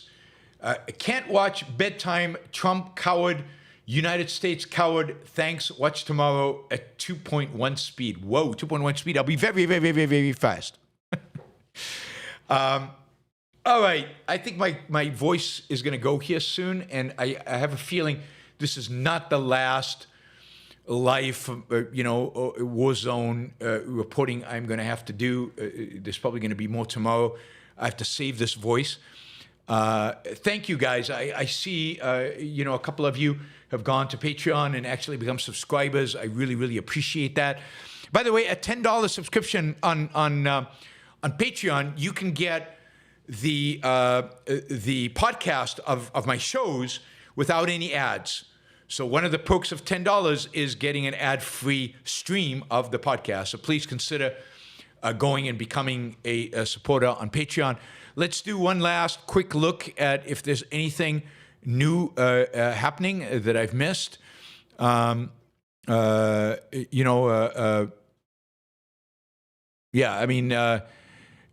Oren, who is a military historian in Israel, is on with Barry Weiss right now, and he's saying, this attack, just in purely military terms, is utterly unprecedented, multifaceted, and multi-targeted.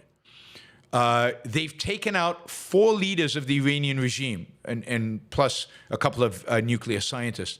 So yes, I think this is truly a stunning operation. A stunning operation. Again, people are claiming there was deception, Israeli-American deception. Here's a longer little piece on this. The Israeli-American deception ahead of the strike was masterful. There was the Trump back and forth suggesting a deal might still be on the table. Reports that Witkoff was holding a new round of talks on Sunday. Hints that Dermer was planning a trip. Claims that CENTCOM commander Kurilla would arrive on Saturday. And of course, the wedding of Netanyahu's son, Avner, with a leak that the prime minister planned to spend a weekend in the north.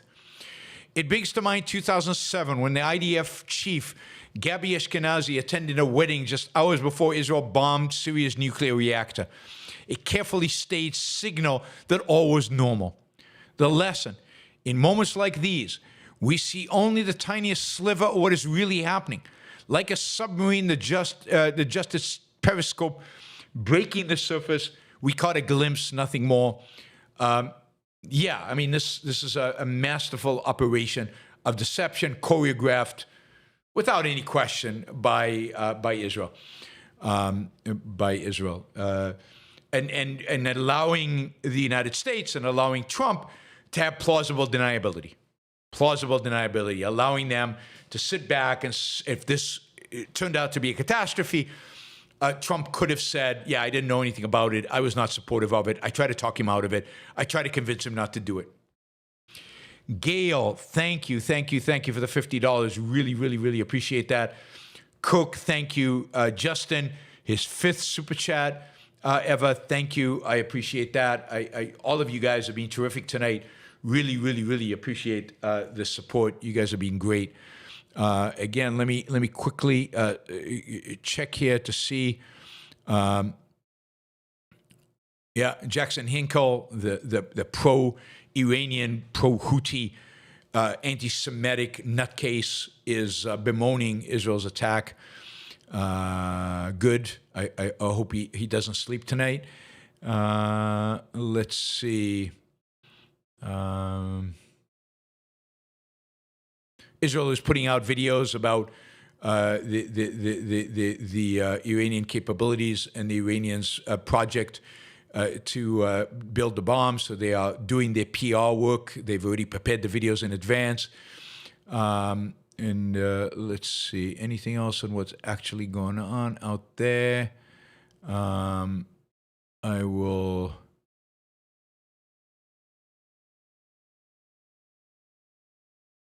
Yeah.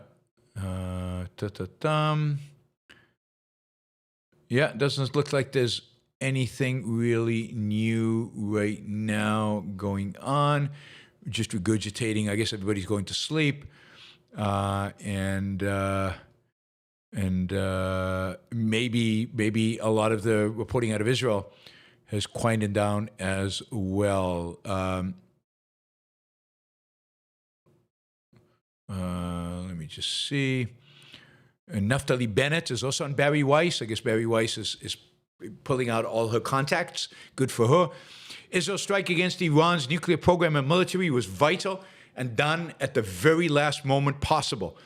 All Israelis, left and right, support this action of self-defense.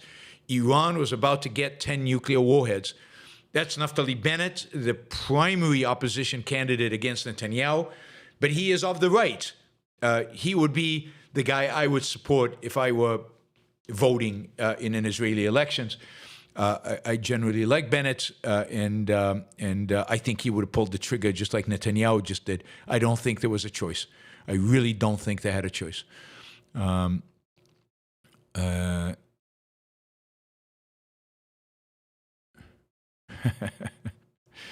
Who said this?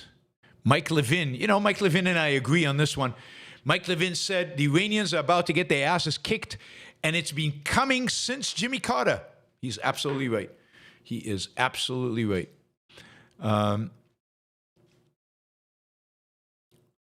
Okay, speaking earlier in Fox News, this is 2 minutes ago.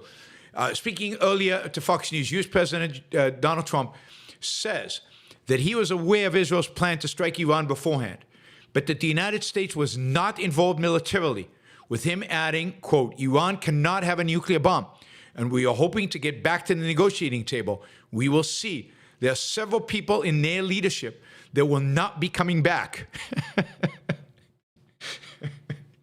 Donald Trump confirming what we all know. They're dead.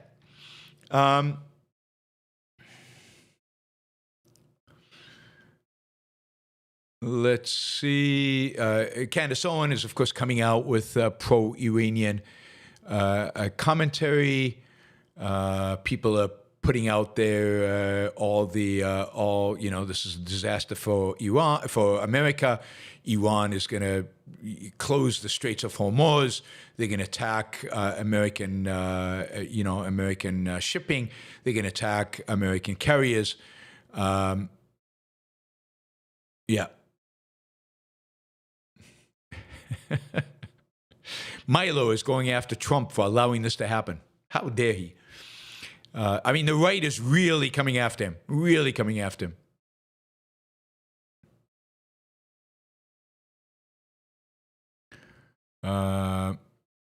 Let's see.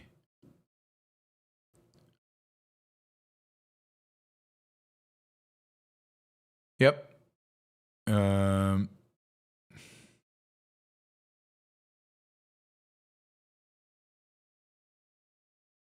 Yeah. All right.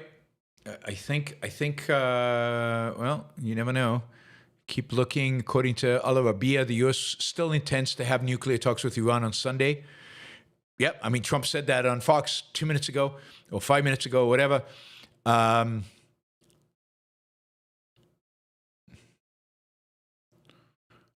Yeah, we'll have to talk about this tomorrow. It really looks like the socialist is going to win the mayor race in New York. That'll be something. The Iranian atomic energy chief says Natanz nuclear facility has been destroyed. Wow. That's the Iranians saying it. Breaking, Israel says Iran nearing nuclear point of no return. Fresh intelligence reveal Iran is rapidly approaching the threshold of nuclear power weapons capabilities. The regime is producing thousands of kilograms of enriched uranium at decentralized fortified underground sites. Diplomatic efforts have failed over decades. Israel says it has been left with no alternative, and the IDF will continue taking action to defend its citizens. So Israel still has to strike. And there's still, those centrifuges still have to be taken out. Those are the ones buried deep in the ground.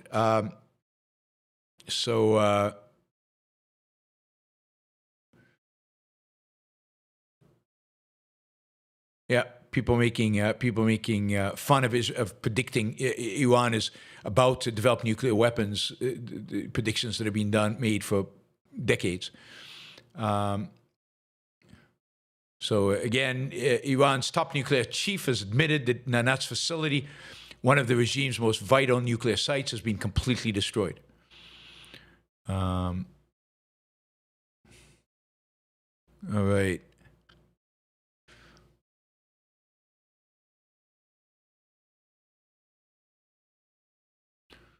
Let's see. Okay, we'll do all that tomorrow. A lot of kind of news coming out of Trump world.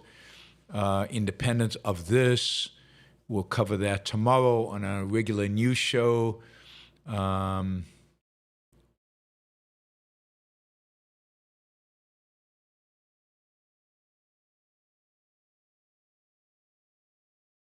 okay, we know this. Israel's indicating it's a multi-day operation.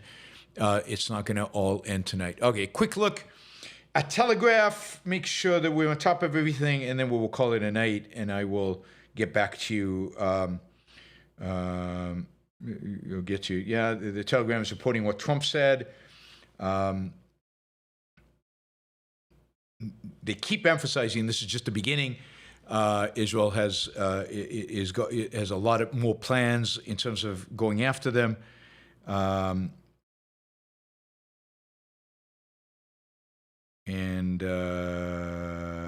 Yeah, I mean, that looks like pretty much it from that. Trump is also saying, if Israel needs defending, we will defend Israel.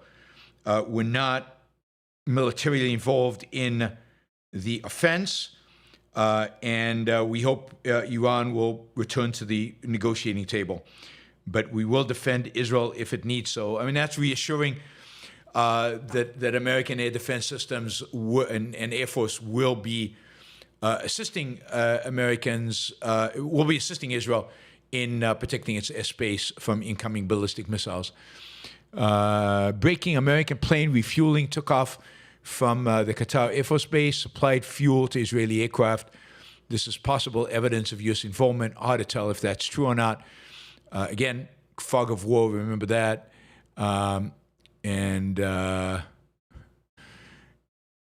Yeah, there's there's a meme going around of people celebrating, and it says, Germans realizing that they aren't responsible for World War III. It's kind of funny, but on the other hand, there is no World War III, so no worries. All right, guys, let me ask you all, when you're on now, please like the feed. That helps the algorithm. It really helps us. So please just press the like button. That is greatly appreciated. If you're on Twitter watching this, we had 1,904 people watching on Twitter. Please consider following me on Twitter. Let's see if my Twitter followers have increased significantly. Yeah, not that significantly. Not a lot of people watch this, but 1,900. Please consider following me. Just click the follow button. Those of you who can, come to YouTube and subscribe. Please consider subscribing to the show. And of course, if you'd like to support the show is listener supported. It is made possible only through contributions from you, from the listeners, from the viewers, and you can become a supporter by going to patreon.com, and just search Yaron Brook Show, and you can subscribe. Of course, like, subscribe, comment. Thank you for all the people in the chat. Thank you for Hugh McKenzie and Melanie, and not another account. His third super chat in a live stream. Thank you. Not another account. And again, Melanie and Hugh, for your generous stickers. Again, please consider just subscribing to the YouTube channel. I do a lot of these. I'll probably, if you're interested in what's happening in Israel, over the next few days, I will be updating this on a regular basis every day. I expect this weekend there will be a show, certainly tomorrow, maybe in the morning if there's breaking news in the morning. Certainly 4:30 is the regular scheduled show tomorrow. There will be a regular scheduled show tomorrow at 4:30. I will also expect to do shows on Saturday and Sunday, given that this is not going to end in one day. So if you want to be notified about the show, that it's starting, that it's happening, just subscribe and press the bell button, and you will be notified. Like the show before you leave. Overall, thank you guys. Really appreciate the support. Appreciate you being here. Let's hope this is as overwhelming a victory for Israel as it seems to be. Let's hope whatever Iran plans in retaliation is a massive failure, and that everybody in Israel stays safe tonight, that all those amazing, brilliant, courageous Air Force pilots get home safely tonight, and that all the support crew and everybody else pat themselves on the shoulder, get some rest. You're going to have to do this many times again in the days to come. Again, this could be a monumental, historic moment, a pivot in the Middle East, a real change that moves in the direction of peace, of Israel living in peace with at least a significant number of its neighbors, and the evisceration of the number one military threat, the number one military and ideological threat in the Middle East, Iran. If that regime folds, if that regime is toppled, we have a new Middle East, and this could be a beginning of a phenomenal era in world history. At least an era, at least in the Middle East. All right, guys. Thank you. Thank you to all the supporters. You were great. Yeah. I mean, you justified financially. You made this definitely worth my while, so I appreciate that.